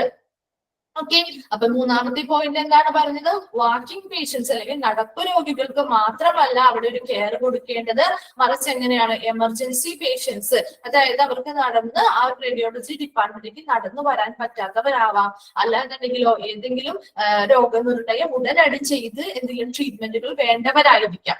ഓക്കെ, അപ്പൊ അത്രയ്ക്ക് സീരിയസ് കണ്ടീഷൻസ് ഉള്ളവരാണെങ്കിൽ അവർക്ക് നടന്ന് നമ്മുടെ ഈ റേഡിയോളജി ഡിപ്പാർട്ട്മെന്റിലേക്ക് പോകാൻ പറ്റില്ല അല്ലെ. അപ്പൊ അങ്ങനെയുള്ളവരെയും കൂടി കൺസിഡർ അല്ലെങ്കിൽ അങ്ങനെയുള്ളവർക്കും കൂടി ഒരു കെയർ കൊടുത്തുകൊണ്ടായിരിക്കണം എപ്പോഴും ഈ റേഡിയോളജി ഡിപ്പാർട്ട്മെന്റിന്റെ ലൊക്കേഷൻ വരേണ്ടത്. ക്ലിയർ? നാലാമത്തെ പോയിന്റ് നോക്കിയാൽ should be easily reachable to OPD patients. എന്താണ് OPD? OPD എന്ന് പറഞ്ഞാൽ എന്താ? OPD ഔട്ട് പേഷ്യന്റ് ഡിപ്പാർട്ട്മെന്റ് അല്ലെ. ഔട്ട് പേഷ്യന്റ് ഡിപ്പാർട്ട്മെന്റ് അതറിയാത്തവരാണെങ്കിൽ അവിടെ ഒന്ന് ജസ്റ്റ് നോട്ട് ചെയ്ത് വെക്കണോട്ടോ നോട്ടില്. ഔട്ട് പേഷ്യന്റ് ഡിപ്പാർട്ട്മെന്റ് എപ്പോഴും ഷോർട്ട് ഫോമുകളും എക്സ്പാൻഡഡ് ഫോമുകളും പഠിച്ചിരിക്കണം. അതെപ്പോഴും ഷുവർ ആയിട്ട് ഒന്നോ രണ്ടോ ക്വസ്റ്റ്യൻസ് ഒക്കെ എപ്പോഴും പ്രീവിയസ് ക്വസ്റ്റ്യൻസ് പേപ്പേഴ്സിൽ മിക്കപ്പോഴും കാണാറുണ്ട്. അപ്പൊ അതുകൊണ്ട് തന്നെ ഇങ്ങനെ ഷോർട്ട് ഫോമുകൾ ഉണ്ടെങ്കിൽ അതിന്റെ എക്സ്പാൻഡഡ് ഫോമും ഷോർട്ട് ഫോമും കൂടി ഒന്ന് എഴുതി വെച്ച് പഠിക്കണം കേട്ടോ. അപ്പൊ OPD ഡിപ്പാർട്ട്മെന്റ് എന്ന് പറഞ്ഞാൽ ഏതാ? ഔട്ട് പേഷ്യന്റ് ഡിപ്പാർട്ട്മെന്റ് അല്ലെ. അവിടെയുള്ള പേഷ്യൻസിന് അതുപോലെ ഇൻപേഷ്യൻസ് എന്ന് പറഞ്ഞാൽ അവിടെ ഓൾറെഡി സ്റ്റേ ചെയ്ത് ട്രീറ്റ്മെന്റുകൾ എടുക്കുന്ന ആൾക്കാരാണ് അല്ലെ. അങ്ങനെയുള്ള ഇൻപേഷ്യൻസിനും എമർജൻസി ഡിപ്പാർട്ട്മെന്റിന് നമ്മൾ എന്താ പറയുന്നത്? കാഷ്വാലിറ്റി എന്ന് പറയും അല്ലെ. അപ്പൊ കാഷ്വാലിറ്റി അല്ലെങ്കിൽ ഈ എമർജൻസി ഡിപ്പാർട്ട്മെന്റിലുള്ള ഡിപ്പാർട്ട്മെന്റുകൾക്കും അല്ലെങ്കിൽ ഇൻപേഷ്യന്റ് ഡിപ്പാർട്ട്മെന്റ് എന്താണ് അവിടെ കിടപ്പ് രോഗികൾ അല്ലെങ്കിൽ അവിടെ ഓൾറെഡി താമസിച്ച് ട്രീറ്റ്മെന്റുകൾ ചെയ്യുന്നവരാണ് ഇൻപേഷ്യന്റ് ഡിപ്പാർട്ട്മെന്റിൽ വരുന്നത്. ഔട്ട് പേഷ്യന്റ് ഡിപ്പാർട്ട്മെന്റ് അല്ലെ. ഔട്ട് പേഷ്യന്റ് എന്ന് പറഞ്ഞാൽ എന്താ? നമ്മളൊക്കെ ഇപ്പൊ എന്തെങ്കിലും ഒരു പനിയായിട്ട് ഹോസ്പിറ്റലിൽ പോകുന്നു. അങ്ങനെ ഹോസ്പിറ്റലിൽ പോയി നമ്മൾ എന്ത് ചെയ്യും? ഡോക്ടറെ ഒരു ചീറ്റും കാര്യങ്ങളും എടുത്തിട്ട് ഡോക്ടറെ കൺസൾട്ട് ചെയ്യും അല്ലെ. അങ്ങനെ ഡോക്ടറെ കൺസൾട്ട് ചെയ്ത് കഴിഞ്ഞിട്ട് നമ്മൾ എന്ത് ചെയ്യുന്നു? ഡോക്ടർ എഴുതി തരുന്ന പ്രിസ്ക്രിപ്ഷൻ അനുസരിച്ച് മരുന്ന് വാങ്ങിക്കുന്നു, നമ്മൾ അന്ന് തന്നെ തിരിച്ചു പോരുന്നു, അവിടെ താമസിക്കുന്നില്ല അല്ലെ. അപ്പൊ അങ്ങനെയുള്ള രോഗികളെ ഉൾപ്പെടുന്ന ഒരു വിഭാഗമാണ് ഔട്ട് പേഷ്യന്റ് ഡിപ്പാർട്ട്മെന്റുകൾ എന്ന് പറയുന്നത്. OPയിൽ ചീട്ടെടുക്കുന്നു, OPയിൽ പോയി കാണുന്നു എന്നൊക്കെ നമ്മൾ പറയാറില്ലേ. ഔട്ട് പേഷ്യന്റ് ഡിപ്പാർട്ട്മെന്റ് ആണത്. അപ്പൊ inpatient department, out patient department, അതുപോലെ എമർജൻസി ഡിപ്പാർട്ട്മെന്റ്, അതായത് കാഷ്വാലിറ്റീസ് ഒക്കെ ഇങ്ങനെയുള്ളവരുമായിട്ട് എങ്ങനെയായിരിക്കും? വളരെ ഈസിലി റീച്ചബിൾ ആയിരിക്കണം. ഇങ്ങനെയുള്ള ഡിപ്പാർട്ട്മെന്റുകൾക്ക് ഈ റേഡിയോളജി ഡിപ്പാർട്ട്മെന്റുമായിട്ട് വളരെ ഈസിലി റീച്ചബിൾ ആയിരിക്കും. വളരെ വേഗത്തിൽ അല്ലെങ്കിൽ ഏറ്റവും എളുപ്പത്തിൽ എത്തിപ്പെടാനായിട്ട് സാധിക്കണം. അങ്ങനെയുള്ള ഒരു സ്ഥലത്തായിരിക്കണം ഈ റേഡിയോളജി ഡിപ്പാർട്ട്മെന്റിന്റെ ലൊക്കേഷൻ വരേണ്ടത്. ഓക്കെ, അടുത്തത് എന്താ? It should not be put between other departments. എന്താണ് ഇത്? മറ്റു ഡിപ്പാർട്ട്മെന്റുകൾക്കിടയിൽ കൊണ്ടുവയ്ക്കരുത്.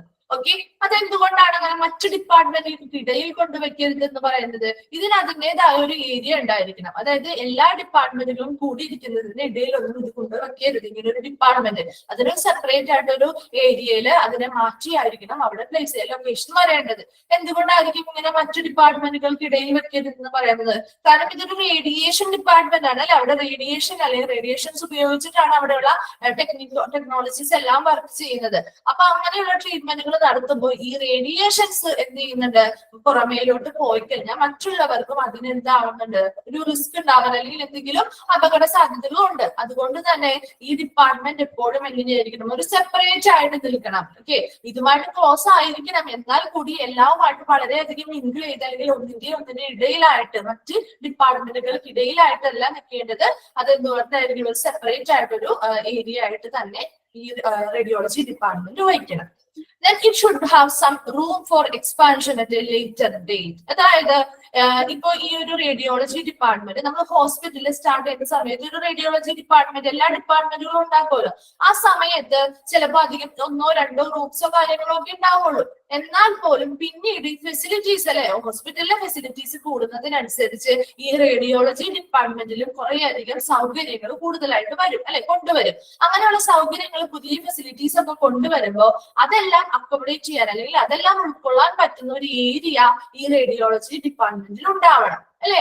അല്ലാന്നുണ്ടെങ്കിൽ എന്ത് ചെയ്യും? നമ്മൾ അത് എക്സ്പാൻഡ് ചെയ്യും അല്ലെങ്കിൽ വിപുലീകരിക്കും. ഈ ആ ഒരു ഡിപ്പാർട്ട്മെന്റിനെ നമ്മൾ കുറച്ചും കൂടി വിപുലീകരിക്കും. അപ്പൊ അങ്ങനെ വിപുലീകരിക്കും, അതായത് ലേറ്റർ ഡേറ്റ് അല്ലെ, പിന്നീട് എപ്പോഴെങ്കിലും ഇങ്ങനെ ഒരു റേഡിയോളജി ഡിപ്പാർട്ട്മെന്റ് സ്ഥാപിച്ചു കഴിഞ്ഞാൽ അതിനൊന്ന് വിപുലീകരിക്കണം എന്നുള്ള കാര്യം വന്നു കഴിഞ്ഞാൽ അതിന് വേണ്ടിയിട്ടുള്ള കുറച്ച് റൂം അല്ലെ, ഒരു സം റൂം, ചിലപ്പോൾ കുറച്ച് ഏരിയ അല്ലെങ്കിൽ ചില റൂമുകൾ എന്ത് ചെയ്യണം?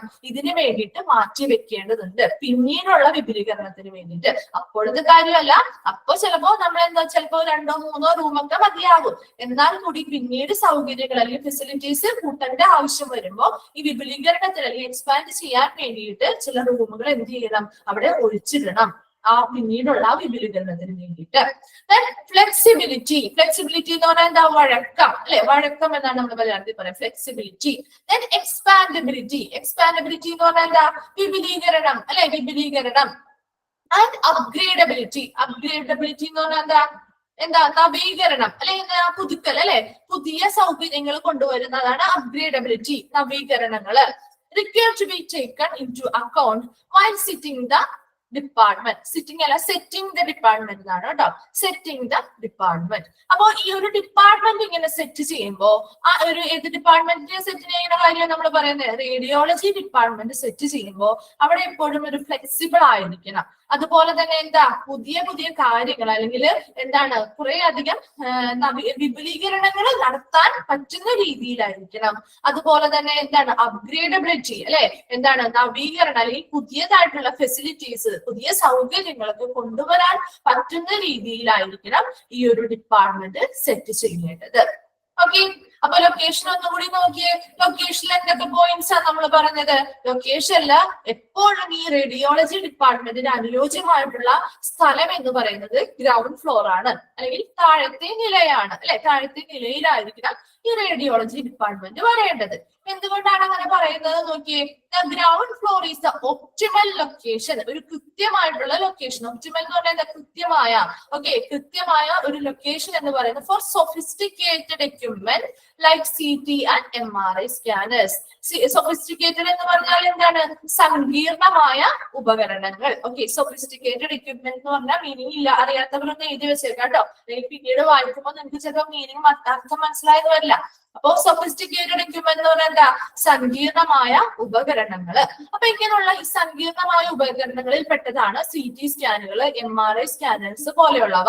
അപ്പൊ ഇങ്ങനെയുള്ള ഈ സൊഫിസ്റ്റിക്കേറ്റഡ് അല്ലെങ്കിൽ സങ്കീർണമായിട്ടുള്ള ഇങ്ങനെയുള്ള ഉപകരണങ്ങള് വെക്കാനായിട്ട് കൃത്യമായിട്ടുള്ള ലൊക്കേഷൻ വരുന്നത് എവിടെ തന്നെയാണ്, താഴത്തെ നിലയിൽ അല്ലെങ്കിൽ ഗ്രൗണ്ട് ഫ്ലോറിലായിരിക്കണം. കാരണം എന്താ, ഇതൊക്കെ വളരെ വെയിറ്റ് ഉള്ള അല്ലെങ്കിൽ വളരെ വലിയ മെഷീനറീസ് ഒക്കെയാണ്. അപ്പൊ അത് മുകളിലത്തെ നിലയിലൊക്കെ കൊണ്ടുവച്ചാൽ അത് ക്യാരി ചെയ്ത് കൊണ്ടുപോകാനും ബുദ്ധിമുട്ടാണ് അല്ലെ. അതുപോലെ തന്നെ എന്താണ്, ഇതിന്റെ ലോഡ് താങ്ങാനായിട്ടുള്ള കപ്പാസിറ്റി ഈ ഫ്ലോർസിൽ ഉണ്ടായിരിക്കണം. അപ്പൊ അത് ഇച്ചിരി ഹെവി ആയിട്ടുള്ള എക്യുപ്മെന്റ്സ് ആണ്, വളരെ കോംപ്ലിക്കേറ്റഡ് ആയിട്ടുള്ള എക്യുപ്മെന്റ്സ് ആണ്.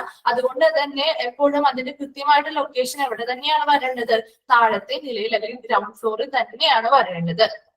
മൂന്നാമത്തെ പോയിന്റ് പറയുന്നത് എന്താണ്, ഈ ഡിപ്പാർട്ട്മെന്റ് ഏത് ഡിപ്പാർട്ട്മെന്റ് ആണ്, ഈ റേഡിയോളജി ഡിപ്പാർട്ട്മെന്റ് എപ്പോഴും വാക്കിംഗ് പേഷ്യൻസ് അല്ലെങ്കിൽ നടപ്പ് രോഗികളെ മാത്രമല്ല കെയർ ചെയ്യേണ്ടത്, മറിച്ച് എവിടെയാണ് എമർജൻസി പേഷ്യൻസ്, അതായത് എന്തെങ്കിലും പെട്ടെന്ന് അർജന്റ് ആയിട്ടുള്ള ട്രീറ്റ്മെന്റുകൾക്ക് വേണ്ടി വന്ന പേഷ്യൻസ്, അവർക്ക് എങ്ങനെയാണ് നടന്നു പോകാനായിട്ട് അല്ലെങ്കിൽ നടന്നു ചെന്ന് ഒരു റേഡിയോളജി ഡിപ്പാർട്ട്മെന്റിലോട്ട് എത്താൻ പറ്റില്ല.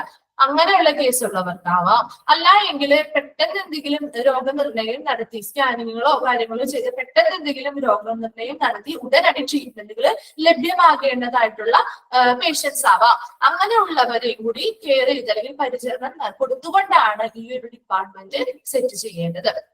അപ്പൊ അത്രയും എന്താണ്, ആ ഒരു ഡിപ്പാർട്ട്മെന്റ് അത്രയും ദൂരത്തിൽ കൊണ്ടുവയ്ക്കരുതെന്നാണ് അവിടെ ഉദ്ദേശിക്കുന്നത്. അപ്പൊ ഈ ഒരു ഡിപ്പാർട്ട്മെന്റുകളുടെ ഒക്കെ തൊട്ടടുത്തായിട്ടായിരിക്കണം അല്ലെ. ഏതൊക്കെ ഡിപ്പാർട്ട്മെന്റ്, ഔട്ട് പേഷ്യന്റ് ഡിപ്പാർട്ട്മെന്റ് പേഷ്യൻസിലാവാം, ഇൻ പേഷ്യൻസ് ആവാം, ദെൻ എന്താ എമർജൻസി ഡിപ്പാർട്ട്മെന്റ് അല്ലെങ്കിൽ കാഷ്വാലിറ്റിയുടെ ഒക്കെ അടുത്ത് പെട്ടെന്ന് എത്തിപ്പെടാൻ പറ്റുന്ന ആ ഒരു ഏരിയയിൽ അല്ലെങ്കിൽ അത്രയും ദൂരത്തിലായിരിക്കണം, പെട്ടെന്ന് എത്തിപ്പെടാൻ പറ്റുന്ന ഒരു ദൂരത്തിലായിരിക്കണം ഈ റേഡിയോളജി ഡിപ്പാർട്ട്മെന്റുകൾ വയ്ക്കേണ്ടത്. Then it should not be put between other departments. പിന്നെ എന്താ, മറ്റ് ഡിപ്പാർട്ട്മെന്റുകൾക്കിടയിൽ ഈ ഒരു ഡിപ്പാർട്ട്മെന്റ് കൊണ്ടുവയ്ക്കരുത്. കാരണം എന്താണ്, റേഡിയേഷൻസ് ആണ് കൂടുതലും വരുന്നത്. അപ്പൊ മറ്റു ഡിപ്പാർട്ട്മെന്റിലെ സ്റ്റാഫുകൾക്കോ കാര്യങ്ങൾക്കോ ഒന്നും വേറൊരു രീതിയിലുള്ള ഹെൽത്ത് പ്രോബ്ലംസ് ഉണ്ടാവാതിരിക്കാൻ വേണ്ടിയിട്ട് കൂടി ഇങ്ങനെയുള്ള ഈ ഒരു റേഡിയോളജി ഡിപ്പാർട്ട്മെന്റ് എന്ന് പറഞ്ഞാൽ എപ്പോഴും എങ്ങനെയായിരിക്കണം, മറ്റു ഡിപ്പാർട്ട്മെന്റിന് ഇടയിൽ വെക്കരുത്, മറിച്ച് ഏതെങ്കിലും ഒരു ഏരിയയിലായിട്ട് സെറ്റ് ചെയ്തിരിക്കണം. Then എന്താണ് പറഞ്ഞത്, it should have some room for expansion later date അല്ലെ. പിന്നീട് എന്തെങ്കിലും എക്സ്പാൻഷൻ അല്ലെങ്കിൽ വിപുലീകരണം നടത്തുമ്പോൾ അത് പുതിയ സൗകര്യങ്ങളൊക്കെ കൊണ്ടുവരുമല്ലോ അല്ലെ, ഫെസിലിറ്റീസ് കൊണ്ടുവരുന്നു. അങ്ങനെയുള്ള ഫെസിലിറ്റീസ് ഒക്കെ കൊണ്ടുവരുമ്പോൾ അതിന് വേണ്ടിയിട്ട് തക്കതായിട്ടുള്ള സ്പെഷ്യൽ റൂമുകൾ, ചില റൂമുകൾ എന്ത് ചെയ്യണം, പിന്നീട് എന്തെങ്കിലും വിപുലീകരണം നടത്തുന്നുണ്ടെങ്കിൽ ഇപ്പോഴേ തന്നെ അത് ഒഴിച്ചിടണമെന്ന്. ഓക്കെ, ആദ്യമേ തന്നെ അങ്ങനെ ഒരു സ്പേസ് അവിടെ കണ്ടിട്ട് അല്ലെങ്കിൽ അവിടെ ഒരു സെറ്റ് ചെയ്ത് വെച്ചിട്ട് വേണം ഇങ്ങനെ ഒരു ഡിപ്പാർട്ട്മെന്റ് തുടങ്ങാനായിട്ട്. അല്ലാന്നുണ്ടെങ്കിൽ പിന്നീട് നമുക്ക് സൗകര്യങ്ങൾ വേണം അല്ലെങ്കിൽ കുറച്ചും കൂടി കാര്യങ്ങൾ നമുക്ക് കൊണ്ടുവരണം എന്നൊക്കെ വിചാരിച്ചു കഴിഞ്ഞാൽ സ്പേസ് ഉണ്ടാവില്ല, ആവശ്യമുള്ള സ്പേസ് ഉണ്ടാവില്ല. അതുകൊണ്ട് തന്നെ പിന്നീട് ഈ ഒരു ഡിപ്പാർട്ട്മെന്റ് നമുക്ക് പൊളിച്ച് മാറ്റി പണിയാന്നുള്ളത് അത്ര എളുപ്പമായിട്ടുള്ള കാര്യമല്ല അല്ലെ. അപ്പൊ അതുകൊണ്ട് തന്നെ എപ്പോഴും ഇങ്ങനെ ഏത് ഡിപ്പാർട്ട്മെന്റിനും കൂടുതലും എക്സ്പാൻഷൻ ചെയ്യാൻ വേണ്ടിയിട്ട് ഇങ്ങനെ ഒരു സ്പേസ് ഇടാറുണ്ട്. അപ്പൊ ഈ റേഡിയോളജി ഡിപ്പാർട്ട്മെന്റിലും ഇങ്ങനെയായിരിക്കണം, ചില റൂമുകൾ പിന്നീടുള്ള വിപുലീകരണത്തിന് വേണ്ടിയിട്ട് ചില റൂമുകൾ അവിടെ ഒഴിച്ചിടേണ്ടതായിട്ടുണ്ട്. then എന്തായിരിക്കണം, ഇങ്ങനെ ഒരു ഡിപ്പാർട്ട്മെന്റ് എപ്പോഴും സെറ്റ് ചെയ്യുമ്പോൾ അത് ഫ്ലെക്സിബിൾ ആയിരിക്കണം. അതുപോലെ തന്നെ എക്സ്പാൻഡബിലിറ്റി അല്ലെ, വിപുലീകരിക്കാൻ പറ്റുന്നതായിരിക്കണം. ദെൻ അപ്ഗ്രേഡബിലിറ്റി, അതായത് നവീകരണങ്ങൾ നടത്തണം. എന്താണ് നവീകരണങ്ങളിൽ പറയുന്നത്, അതായത് പുതിയതായിട്ടുള്ള പുതിയ സൗകര്യങ്ങളും കാര്യങ്ങളും കൊണ്ടുവരണം അല്ലെ. അപ്പൊ പുതിയ പുതിയ ഫെസിലിറ്റീസ് കൊണ്ടുവരുമ്പോഴല്ലേ നമ്മുടെ ഒരു ഹോസ്പിറ്റൽ മോഡേൺ ആയിട്ട് മാറുന്നത്, അല്ലെങ്കിൽ ഒരു മൾട്ടി സ്പെഷ്യാലിറ്റി എന്നൊക്കെ ആയിട്ട് മാറുന്നത്. അപ്പൊ ഒത്തിരി പുതിയ പുതിയ കാര്യങ്ങൾ ഫെസിലിറ്റീസ് ഓരോ ഇയറും വരുന്നുണ്ട്. അപ്പൊ അതൊക്കെ അപ്ഡേറ്റ് ചെയ്ത് കൊണ്ടുവരാൻ പറ്റുന്ന രീതിയിലായിരിക്കണം ഈ റേഡിയോളജി ഡിപ്പാർട്ട്മെന്റ് സെറ്റ് ചെയ്യേണ്ടത്. ഓക്കെ, അടുത്തതാണ് physical facilities and space necessities. അതായത് എന്തൊക്കെ ഫെസിലിറ്റീസും എന്തൊക്കെ സ്പേസുകളുമാണ് ഈ റേഡിയോളജി ഡിപ്പാർട്ട്മെന്റുമായി ബന്ധപ്പെട്ട് വേണ്ടത് എന്നാണ് നോക്കുന്നത് കേട്ടോ. ഓക്കെ, അതിൽ ഫസ്റ്റ് പോയിന്റ് എന്താ, reception control and registration area അല്ലെ. നമുക്കറിയാം ഏതൊരു ഡിപ്പാർട്ട്മെന്റുമായി ബന്ധപ്പെട്ട ഒരു റിസപ്ഷൻ ഉണ്ടാവും.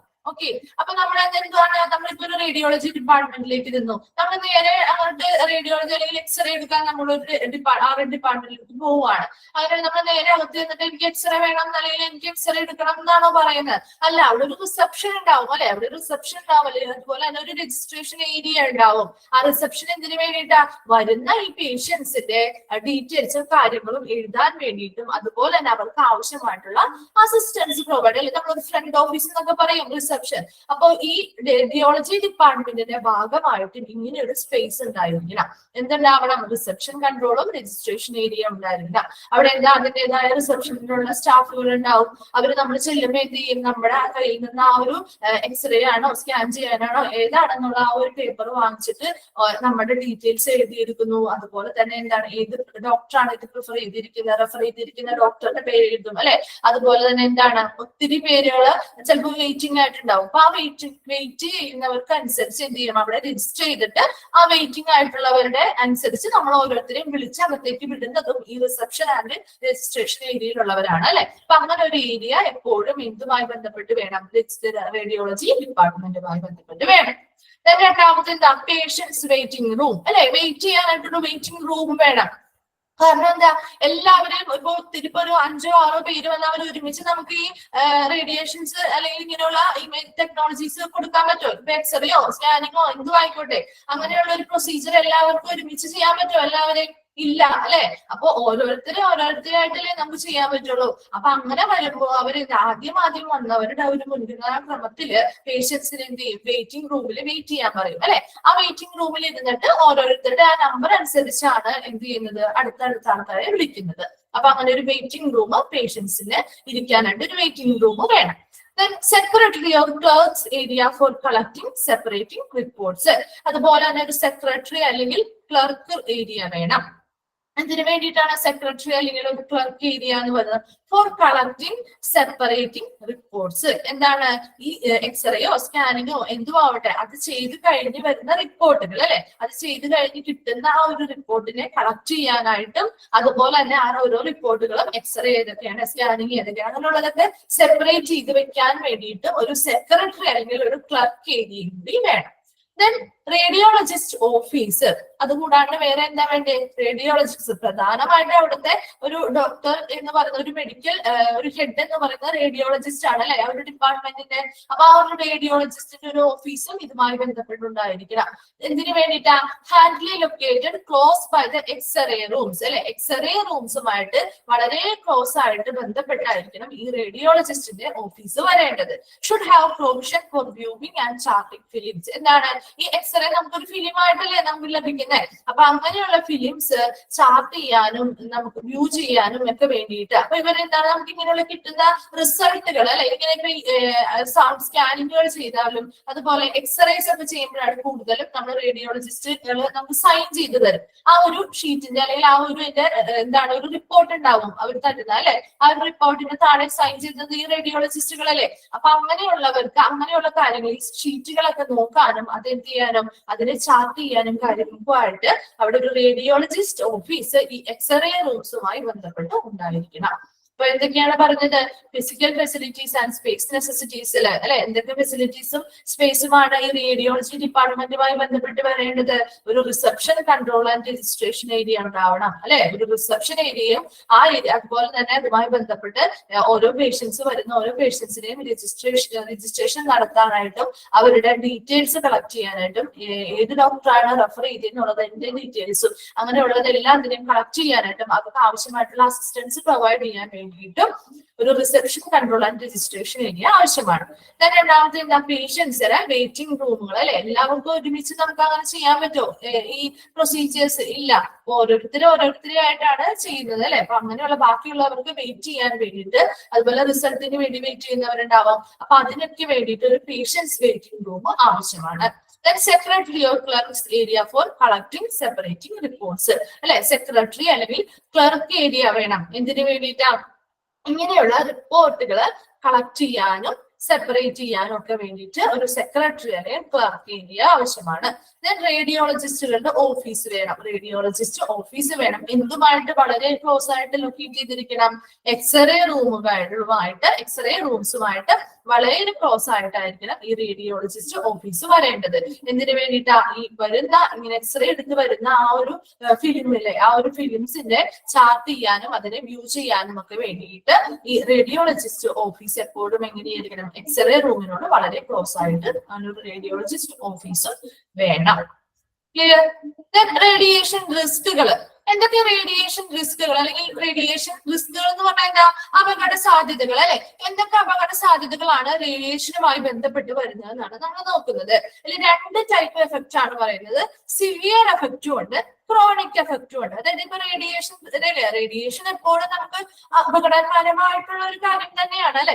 ചിലവർക്ക് ചെറിയ രീതിയിലാവാം, ചിലർക്ക് അതുവഴി എന്താ മേജർ ആയിട്ടുള്ള ചില മറ്റ് എന്തെങ്കിലും റിസ്ക് ഫാക്ടേഴ്സ് അല്ലെങ്കിൽ അപകട കാര്യങ്ങൾ ഉണ്ടാവാറുണ്ട്. അപ്പൊ അതിൽ എന്തൊക്കെ ആ രണ്ട് എഫക്റ്റുകളായിട്ട് നമ്മൾ പഠിക്കാൻ പോകുന്നത് സിവിയർ എഫക്റ്റും ക്രോണിക് എഫക്റ്റും. അതായത് സിവിയർ എഫക്ട് എന്ന് പറഞ്ഞു കഴിഞ്ഞാൽ കഠിനമായിട്ടുള്ള ഒരു എഫക്റ്റ് ആണ്. അതായത് അതൊരു ഒറ്റ ടൈമില് ഒരു സമയത്ത് വന്നു അത് മാറുന്നു, അങ്ങനെ മാറിയാൽ പിന്നീട് അത് വരുന്നില്ല. എന്നാൽ ക്രോണിക് എഫക്ട് എന്ന് പറയുമ്പോൾ അത് വിട്ടുമാറാത്തതായിട്ടുള്ള ഒരു എഫക്റ്റ് ആണ്. അതായത് അത് എന്ത് ചെയ്യുന്നു? കണ്ടിന്യൂസ്ലി നമ്മുടെ കൂടെ ഉണ്ടാവും, അത് വിട്ടുമാറുന്ന ഒരു ഇതല്ല. സിവിയർ ആകുമ്പോൾ അതൊരു കഠിനമായിട്ടുള്ള ഒരു എഫക്റ്റ്, അത് കഠിനമായിട്ടുള്ള ഒരു എഫക്റ്റ് ആണ്. എന്നാൽ കൂടി എന്താ കുറച്ച് ടൈം മാത്രമേ അത് ഉണ്ടാവുള്ളൂ. അപ്പൊ എന്താ സിവിയർ എഫക്ട് നോക്കിയേ? Heavy dose in short stretch of time. എന്താണ്? വളരെ വലിയ ഡോസ് ആണ് അല്ലെ. വലിയ ഡോസ് കുറഞ്ഞ സമയത്ത് അല്ലെ. ഷോർട്ട് സ്ട്രെച്ച് ഓഫ് ടൈം, കുറഞ്ഞ സമയത്ത് വലിയ ഡോസ് കൊടുക്കുന്നത് മൂലം ഉണ്ടാകുന്ന എഫക്റ്റ് ആണ് സിവിയർ എഫക്ട് എന്ന് പറയുന്നത്. നോക്കിക്കേ, സിവിയർ എഫക്റ്റിൽ വരുന്ന എന്താ? ഹെവി ഡോസ് ആണ്, അത് വലിയ ഡോസ് ആണ്. എന്നാൽ കൂടി പക്ഷെ സമയം അവിടെ കുറവാണ് അല്ലെ. കുറഞ്ഞ സമയത്തില് വലിയ ഡോസ് കൊടുക്കുമ്പോൾ ഉണ്ടാകുന്ന എഫക്റ്റ് ആണ് സിവിയർ എഫക്റ്റ് എന്ന് പറയുന്നത്. ഓക്കെ, അപ്പൊ ക്രോണിക് എഫക്ട് നോക്കിയാൽ ക്രോണിക് എഫക്ട് നമ്മൾ പറയുന്നത് വിട്ടുമാറാത്തതാണ്. അതായത് owing to constant continuous short exposure. എന്താണ്? നിരന്തരമായിട്ടുള്ള തുടർച്ചയായ എക്സ്പോഷർ അല്ലെ. നിരന്തരമായ തുടർച്ചയായിട്ടുള്ള ഒരു എക്സ്പോഷർ റേഡിയേഷൻസ് വരുന്നത് വഴി ഉണ്ടാവുന്നതാണ് ക്രോണിക് എഫക്റ്റ്. സിവിയർ എഫക്റ്റ് എങ്ങനെ ഉണ്ടാവുന്നത്? ഷോർട്ട് ടൈമില് വലിയ ഡോസ് വളരെ ചെറിയ സമയം അല്ലെ. ചെറിയ സമയം, കുറഞ്ഞ സമയത്ത് വലിയ ഡോസ് കൊടുക്കുമ്പോൾ ഉണ്ടാവുന്ന എഫക്റ്റ് ആണ് സിവിയർ എഫക്റ്റ്. ക്രോണിക് എഫക്റ്റ് ആണെങ്കിലോ കണ്ടിന്യൂസ് ആണ് അല്ലെ, വളരെ എന്താണ് കണ്ടിന്യൂസ് ആണ്, അതുപോലെ തന്നെ കോൺസ്റ്റന്റ് ആണ്, നിരന്തരമായിട്ടുള്ള തുടർച്ചയായ എക്സ്പോഷർ വഴി ഉണ്ടാവുന്നതാണ് ക്രോണിക് എഫക്റ്റ്. വിട്ടുമാറാത്ത ഒരു എഫക്റ്റ് ആയിരിക്കും ക്രോണിക് എഫക്റ്റ്. ഓക്കെ, അപ്പൊ അതില് സിവിയർ എഫക്റ്റില് സെറിബ്രൽ ഏതൊക്കെ ഭാഗങ്ങളാണ് നോക്കി, സെറിബ്രൽ അല്ലെങ്കിൽ മസ്തിഷ്കപരം അല്ലെ, മസ്തിഷ്ക ഭാഗവുമായി ബന്ധപ്പെട്ട് സെറിബ്രൽ. ഓക്കെ, സെറിബ്രൽ എന്തൊക്കെ വരുന്നത്, കൺവൽഷൻസ്. കൺവൽഷൻസ് എന്ന് പറഞ്ഞാൽ കൺവൽഷൻസ് ഷിവറിങ്സ് വരിക അല്ലെ, ഷിവറിങ്സ് വിറയലൊക്കെ വരില്ലേ, അതാണ് കൺവൽഷൻസ്. അറിയില്ലാത്തവരൊന്ന് നോട്ട് ചെയ്ത് വെക്കാം കേട്ടോ. കൺവൽഷൻസ് എന്ന് പറഞ്ഞാല് ഷിവറിങ്. ഓക്കെ, അല്ലെങ്കിൽ വിറയൽ വരിക, ഷിവറിങ്. ഓക്കെ, കൺവൽഷൻസ് എന്ന് പറഞ്ഞാൽ. ഒബ്സ്ക്വയറിംഗ് ഓഫ് വിഷൻ. ഒബ്സ്ക്വയറിംഗ് ഓഫ് വിഷൻ എന്ന് പറഞ്ഞാൽ എന്താ, കാഴ്ച മങ്ങുന്ന ഒരവസ്ഥ, കാഴ്ച മങ്ങുക, അതാണ് ഒബ്സ്ക്വയറിംഗ് ഓഫ് വിഷൻ എന്ന് പറയുന്നത്, കാഴ്ച മങ്ങുന്ന ഒരവസ്ഥ. And headache. ഹെഡേക്ക് എന്താണ്, തലവേദന അല്ലെ, തലവേദന. അതാണ് ഇത് മസ്തിഷ്കവുമായി അല്ലെങ്കിൽ സെറിബ്രലുമായിട്ട് ബന്ധപ്പെട്ട് വരുന്ന സിവിയർ എഫക്റ്റിൽ വരുന്നതാണ് എന്തൊക്കെ, കൺവൽഷൻസ്. അതായത് ചിലവർക്ക് ഷിവറിങ് വരാറുണ്ട്. അപ്പൊ എന്താണ്, ഇപ്പൊ എന്തെങ്കിലും ഒരു ഹെവി ഡോസ് ഉള്ള ഒരു ചെറിയ ടൈം ആയിരിക്കും, വളരെ കുറഞ്ഞ സമയത്തായിരിക്കുള്ളൂ, എന്നാലും അവിടെ ഒരു വലിയ ഡോസ് ആണ് നമുക്ക് റേഡിയേഷൻ വഴി കിട്ടുന്നത്. അപ്പൊ അങ്ങനെയുള്ളവർക്ക്, ചിലവർക്ക്, എല്ലാവർക്കും ഉണ്ടാവില്ല ഇങ്ങനെയുള്ള കാര്യങ്ങള്, ചിലവർക്ക് എന്ത് ചെയ്യാറുണ്ട്, കൺവൽഷൻസ് അല്ലെങ്കിൽ റേഡിയേഷൻസ് പോലെയുള്ള ട്രീറ്റ്മെന്റുകൾ കഴിഞ്ഞ് കഴിയുമ്പോൾ എന്താണ്, അവർക്ക് ചിലപ്പോൾ വിറയൽ അനുഭവപ്പെടാറുണ്ട്. അല്ലാന്നുണ്ടെങ്കിലോ ചിലർക്ക് കാഴ്ച മങ്ങുന്നതായിട്ട് തോന്നാറുണ്ട്. അതുപോലെ തലവേദന, ചിലവർക്ക് തലവേദന, MRI കഴിഞ്ഞ് ചില കുട്ടികൾ പറയാറുണ്ട്, ചിലവർ പറയാറുണ്ട് അവർക്ക് ഈ സൗണ്ട്, MRI ഞാൻ പറഞ്ഞില്ലേ ഓൾറെഡി ഭയങ്കര സൗണ്ട്, മെഷീൻ തന്നെ ഓൾറെഡി സൗണ്ട് പ്രൊഡ്യൂസ് ചെയ്യുന്നുണ്ട്. അപ്പൊ ആ സൗണ്ട് ഒത്തിരി നേരം കേട്ടുകൊണ്ടിരിക്കുമ്പോൾ അവർക്ക് എന്താണ്, തലവേദന അനുഭവപ്പെടാറുണ്ട് ഈ ഒരു റേഡിയേഷൻ കഴിഞ്ഞതിന് ശേഷം. അതുപോലെ തന്നെ എന്താണ്, കാഴ്ച മങ്ങുന്ന ഒരു അവസ്ഥ വരാറുണ്ട്. എന്താ, ഷിവറിങ്. ചിലവർക്ക് ഒരു പേടി കൊണ്ടുകൂടിയാകാം, ഇങ്ങനെയുള്ള മെഷീൻസും കാര്യങ്ങളും കാണുമ്പോൾ നമുക്ക് ഓട്ടോമാറ്റിക്കലി ഒരു പേടി ഉണ്ടാവുമല്ലോ. അപ്പൊ അതുമായി ബന്ധപ്പെട്ട് ചിലവർക്ക് എന്ത് ചെയ്യുന്നുണ്ട്, ഷിവറിങ്സ് ഒക്കെ വരുന്നുണ്ട്. അപ്പൊ അതൊക്കെ സെറിബ്രൽ ഏരിയയില് അല്ലെങ്കിൽ മസ്തിഷ്കപരമായിട്ട് വരുന്ന എഫക്റ്റ് ആണ്. രണ്ടാമത് വരുന്നത് ഗ്യാസ്ട്രിക്. ഗ്യാസ്ട്രിക് എന്താ, വയറുമായിട്ട് ബന്ധപ്പെട്ട് അല്ലെ, വയറു സംബന്ധമായിട്ടുള്ളതാണ് ഗ്യാസ്ട്രിക് ഏരിയ എന്ന് പറയുന്നത്, വയർ സംബന്ധമായിട്ടുള്ളത്. എന്താണ്, അറിയാത്ത മീനിങ്സ് ആണെങ്കിൽ എഴുതി വെക്കണം കേട്ടോ. നോസിയ. നോസിയ എന്ന് പറഞ്ഞാൽ എന്താ, ഓക്കാനം വരിക എന്ന് പറയില്ലേ നമ്മൾ അല്ലെ, ഛർദി വരിക. ലൊക്കലൈസ്ഡ് പെയിൻ ഇൻ ദ അബ്ഡോമൻ. എന്താണ്, അടിവയർ. അബ്ഡോമൻ എന്ന് പറഞ്ഞാൽ നമ്മുടെ താഴത്തെ അടിവയറ്റില് ഏതെങ്കിലും ഒരു ഏരിയയില് ഒരു ലോക്കലൈസ്ഡ് ആയിട്ടുള്ള പെയിൻ. അതെന്താണ്, അടിവയറ്റില് ഒരു ഭാഗത്ത്, ഏതെങ്കിലും ഒരു ഭാഗത്ത് വരുന്ന ഒരു വേദന അങ്ങനെ അനുഭവപ്പെടാറുണ്ട്. അത് എല്ലാവരിലും ഉണ്ടാവില്ല, ചില പേഷ്യൻസിന് ഇങ്ങനെ അനുഭവപ്പെടാറുണ്ട്. സിവിയർ എഫക്റ്റിൽ വരുന്നതാണ് അത്. വയറുമായി ബന്ധപ്പെട്ട് അല്ലെങ്കിൽ ഗ്യാസ്ട്രിക് ഏരിയയിലുമായി ബന്ധപ്പെട്ടതാണ് വരുന്നത്. ഏതാണ്, നോസിയ. എന്താണ് നോസിയ, ഓക്കാനം അല്ലെ, വോമിറ്റിംഗ്, ഛർദി. Localised pain in the abdomen. അടിവയറ്റിലെ ഏതെങ്കിലും ഒരു ഭാഗത്ത് പെയിൻ അല്ലെ, ഏതെങ്കിലും ഒരു ഭാഗത്ത് മാത്രമായിട്ട് വേദന തോന്നുന്ന ഒരവസ്ഥ. ബ്ലഡുമായി ബന്ധപ്പെട്ട് എന്തൊക്കെ എഫക്റ്റ് ഉണ്ടാവുന്നത്, അനീമിയ അല്ലെ. അനീമിയ എന്ന് പറഞ്ഞാൽ എന്താ, വിളർച്ച അല്ലെ, നമ്മൾ പറഞ്ഞു കഴിഞ്ഞ ക്ലാസ്സിൽ വിളർച്ച, അനീമിയ.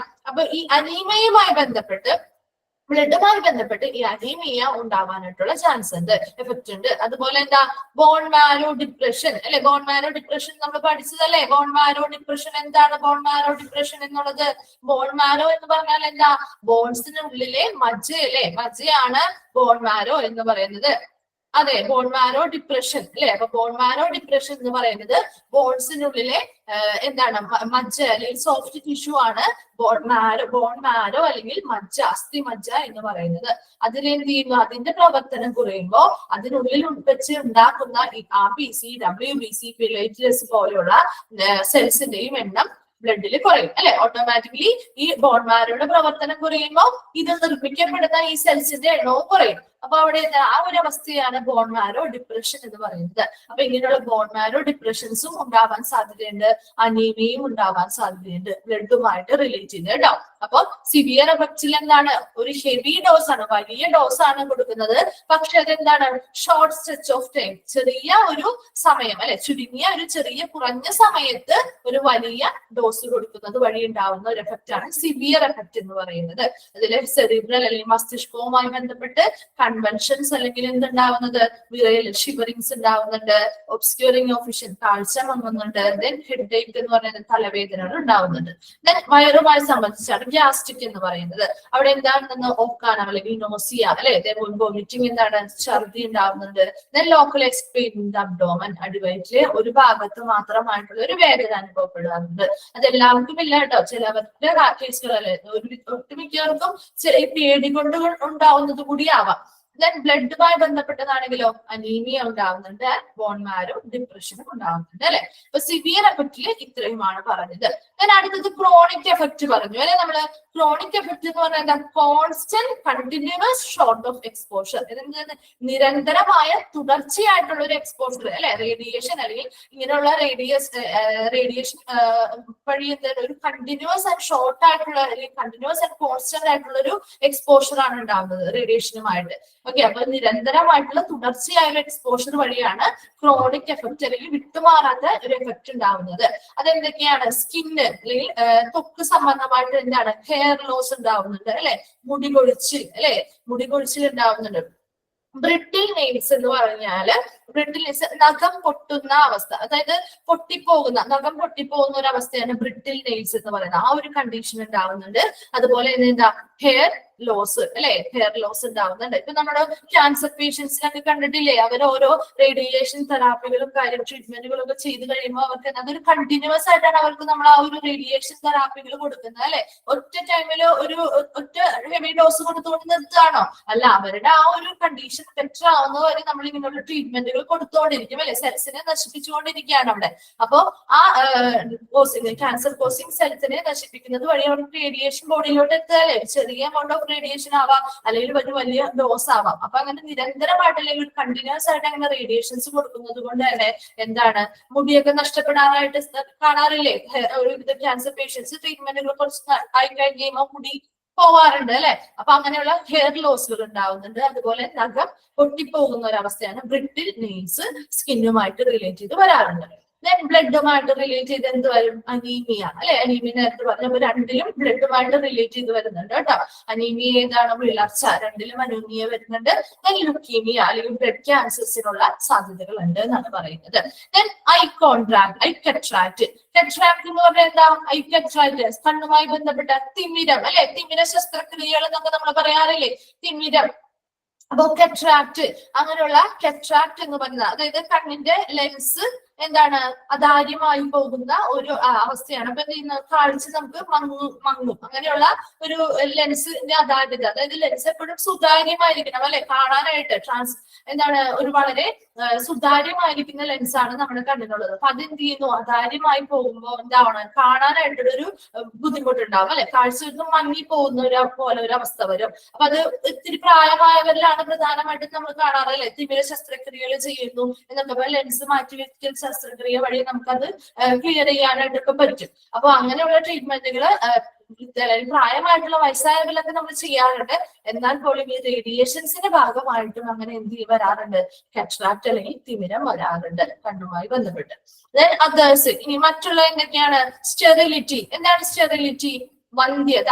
നോട്ട് ചെയ്യണോട്ടോ, നിങ്ങൾക്ക് അറിയാത്ത ടേംസ് ഉണ്ടെങ്കിൽ നിങ്ങളൊന്ന് ജസ്റ്റ് എഴുതി വെക്കണോട്ടോ. സ്റ്റെറിലിറ്റി എന്ന് പറഞ്ഞാൽ എന്താ, വന്ധ്യത. ദെൻ ഒബിസിറ്റി എന്ന് പറഞ്ഞാൽ എന്താ, അമിതവണ്ണം അല്ലെ, അമിതവണ്ണം.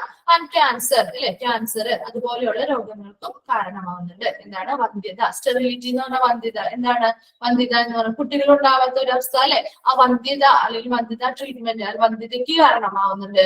ഒബിസിറ്റി അല്ലെങ്കിൽ അമിതവണ്ണത്തിന് കാരണമാകാം, അല്ലെന്നുണ്ടെങ്കിലോ ക്യാൻസറുകൾക്കും മറ്റു ക്യാൻസറുകൾക്കും കാരണമാകാവുന്നതാണ് ക്രോണിക് എഫക്റ്റുകൾ എന്ന് പറയുന്നത്.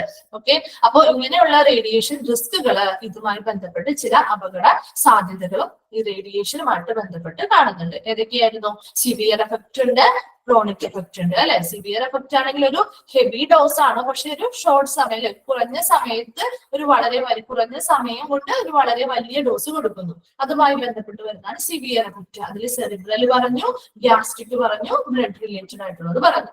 ദെൻ ക്രോണിക് എഫക്റ്റ് എന്ന് പറഞ്ഞാൽ എന്താണ്, വിട്ടുമാറാത്തത്, അതായത് ഒരു കോൺസ്റ്റന്റ് കണ്ടിന്യൂസ് അല്ലെങ്കിൽ നിരന്തരമായിട്ടുള്ള തുടർച്ചയായിട്ടുള്ള ഒരു റേഡിയേഷൻ എക്സ്പോഷർ ആണ് അവിടെ ഉണ്ടാകുന്നത്. അതുമായി ബന്ധപ്പെട്ടാണ് ക്രോണിക് എഫക്റ്റ് വരുന്നത്. അതിൽ എന്തൊക്കെ പറഞ്ഞു, സ്കിന്ന് പറഞ്ഞു, ബ്ലഡ് റിലേറ്റഡ് ആയിട്ടുള്ളത് പറഞ്ഞു, ഐ പറഞ്ഞു, ദെൻ അതേഴ്സ് ആണ് പറഞ്ഞത് അല്ലെ. അപ്പൊ ഇത്രയും ഒന്ന് വായിച്ചു നോക്കിയേ നിങ്ങള്. എന്നെടുത്ത് ഇത്രയും പോർഷൻസ് ഒന്ന് വായിച്ചു നോക്കിയേ. വായിച്ചു നോക്കിയേ.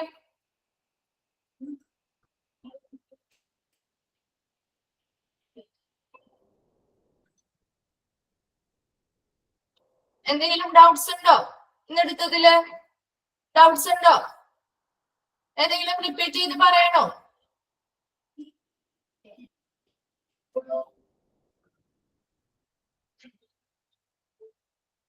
ഏതൊക്കെയാ നമ്മൾ എടുത്തപ്പോ?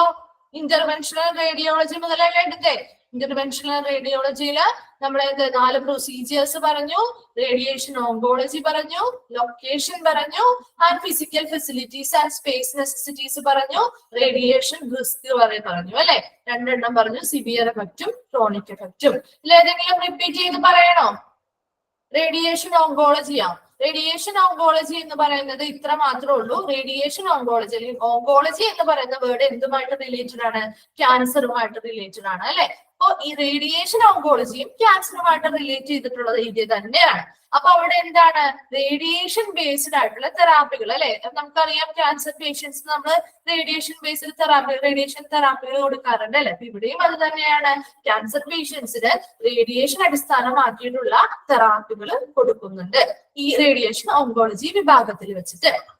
ഹൈ എനർജി അവിടെ ഉപയോഗിക്കുന്ന റേഡിയേഷൻ എന്ന് പറയുന്നത് വളരെ ഹൈ എനർജി ആയിട്ടുള്ള റേഡിയേഷൻ ആണ് ഉപയോഗിക്കുന്നത്. എന്തിനു വേണ്ടിയിട്ടാണ്? Treatment. That treatment destroys cancer cells അല്ലെ? ആ പേഷ്യന്റിന്റെ ബോഡിയിലുള്ള ക്യാൻസർ സെൽസിനെ നശിപ്പിച്ചു കളയാനും അതുപോലെ തന്നെ അതിന്റെ വ്യാപനം തടയാനും വേണ്ടിയിട്ടാണ് ഇങ്ങനെയുള്ള ഹൈ എനർജി റേഡിയേഷൻസ് ഉപയോഗിക്കുന്നത്. Then this process can be either regulate. അപ്പൊ ഇങ്ങനെയുള്ള ഒരു പ്രോസസ്സുകൾ മൂലം, ഈ ഒരു ട്രീറ്റ്മെന്റുകൾ കൊടുക്കുന്നത് മൂലം ഈ ഒരു രോഗത്തെ നമുക്ക് നിയന്ത്രിച്ച് നിർത്താൻ പറ്റും. അതൊരു പോസിബിലിറ്റിയാണ്. രണ്ടാമത്തേത് എന്താ? ഒന്നില്ലെങ്കിൽ നിയന്ത്രിച്ച് നിർത്താൻ പറ്റും, അല്ല എങ്കിലോ പൂർണ്ണമായിട്ടും നമുക്ക് ക്യൂർ ചെയ്യാൻ അല്ലെങ്കിൽ പൂർണ്ണമായിട്ടും സുഖപ്പെടുത്താനായിട്ട് സാധിക്കും. ഓക്കെ, വേറെ എന്തെങ്കിലും ഡൗട്ട്സ് ഉണ്ടോ അല്ലെങ്കിൽ റിപ്പീറ്റ് ചെയ്യണോ? ക്ലിയർ ആയിരുന്നോ? ക്ലിയർ ആണോ?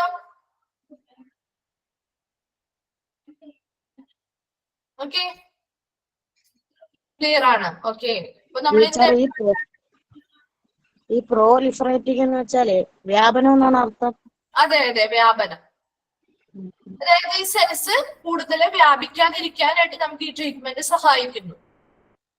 ഓക്കെ ഓക്കെ, അപ്പൊ നമ്മൾ ഇന്ന് ഇവിടെ വരെയാണ് എടുത്തത് അല്ലെ? ക്രോണിക് എഫക്റ്റ് വരെയാണ് എടുത്തത്. അപ്പൊ അടുത്ത ക്ലാസ്സിൽ വരുമ്പോ ക്ലിയർ ആയിട്ട് ഒന്നും കൂടി വായിച്ച് ഡീറ്റെയിൽ ആയിട്ട് വായിച്ച് മനസ്സിലാക്കി വരിക കേട്ടോ. കാരണം നമ്മൾ അടുത്ത ക്ലാസ്സുകളിലോട്ട് പോകുമ്പോഴും ഇതുമായി ബന്ധപ്പെട്ട് തന്നെയാണ് ഓരോ പോയിന്റ്സും വരുന്നത്. അപ്പൊ നിങ്ങൾക്ക് അവിടെ ഒരു ഡൗട്ട് വരാനായിട്ട് ഇടയാവരുത്. പിന്നെ ഈ ഷോർട്ട് ഫോമുകളും എക്സ്പാൻഡഡ് ഫോമുകളും എന്തായിട്ടും പഠിച്ചിരിക്കണം കേട്ടോ. നിങ്ങൾക്ക് അത് എപ്പോഴും ക്വസ്റ്റ്യൻസ് റിപ്പീറ്റ് ചെയ്ത് പ്രീവിയസ് ക്വസ്റ്റ്യൻസിൽ ഈ ഒരു ചാപ്റ്ററിന്റെ പാറ്റേൺ ബേസ് ചെയ്യുന്നതല്ല കേട്ടോ. നിങ്ങൾക്ക് ഇപ്പൊ ഈ പഠിക്കുന്നതുമായി ബന്ധപ്പെട്ട് ഒത്തിരി എക്സ്പാൻഡഡ് ഫോമുകളും ഷോർട്ട് ഫോമുകളും ഉണ്ട്. അത് പ്രത്യേകം നോട്ട് ചെയ്ത് എഴുതി വെച്ചിട്ട് പഠിക്കാം കേട്ടോ. ഓപ്ഷനുകൾ ഉണ്ടാവും, ആ ഓപ്ഷനിൽ നിന്ന് മനസ്സിലാക്കണം. ചെറിയ വ്യത്യാസങ്ങളായിരിക്കും ഓപ്ഷനിൽ ഉണ്ടാവുള്ളൂ. അത് ഏതാണെന്ന് ഐഡന്റിഫൈ ചെയ്ത് കണ്ടെത്താനായിട്ട് കറക്റ്റ് ആയിട്ട് അതിന് എക്സ്പാൻഷൻ ഫോമുകൾ അറിഞ്ഞിരിക്കണം കേട്ടോ. ഓക്കെ, അപ്പൊ വൈൻഡ് അപ്പ് ചെയ്തോട്ടെ? ആർക്കും ഡൗട്ട്സ് ഇല്ല? Okay ma'am, thank you. Okay okay ma'am, thank you. Okay, അപ്പൊ വൈൻഡ് അപ്പ് ചെയ്യണം. അടുത്ത ക്ലാസ്സിൽ കാണാം കേട്ടോ. Thank you madam, thank you, thank you. Thank you, ma'am. Thank you ma'am. Thank you ma'am. Thank you, ma'am. Thank you ma'am. Thank you, ma'am.